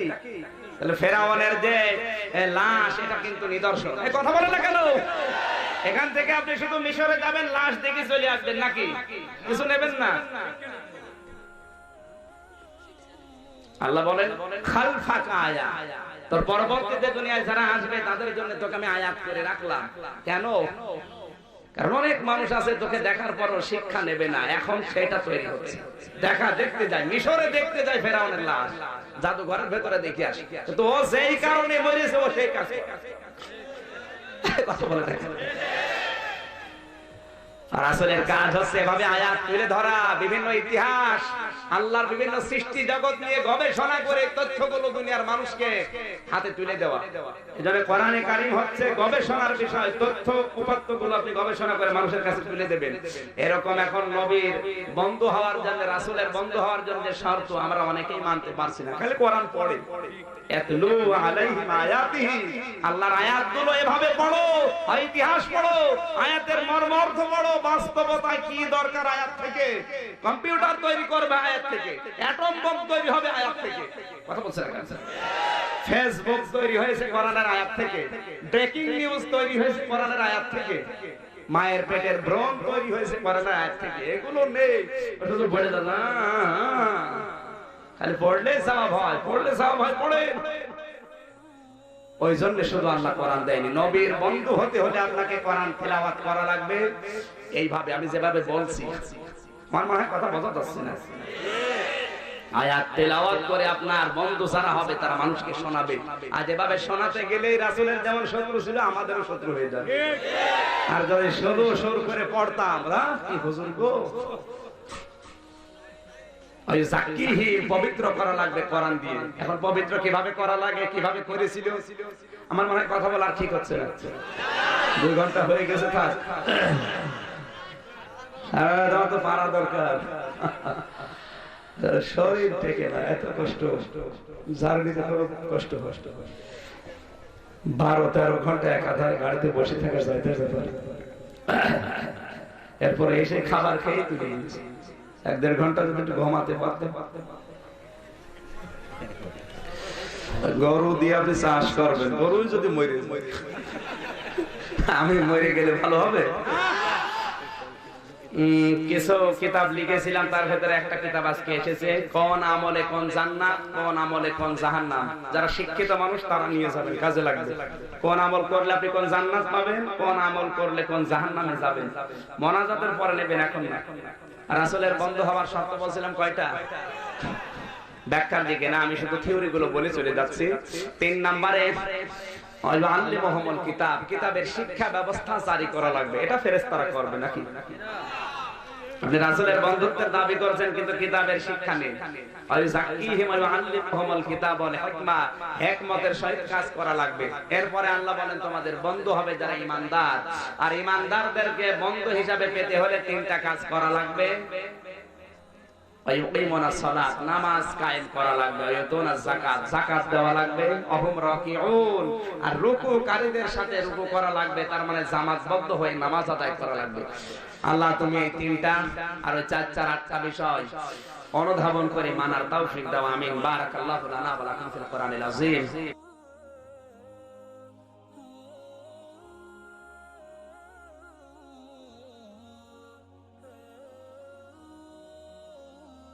Oh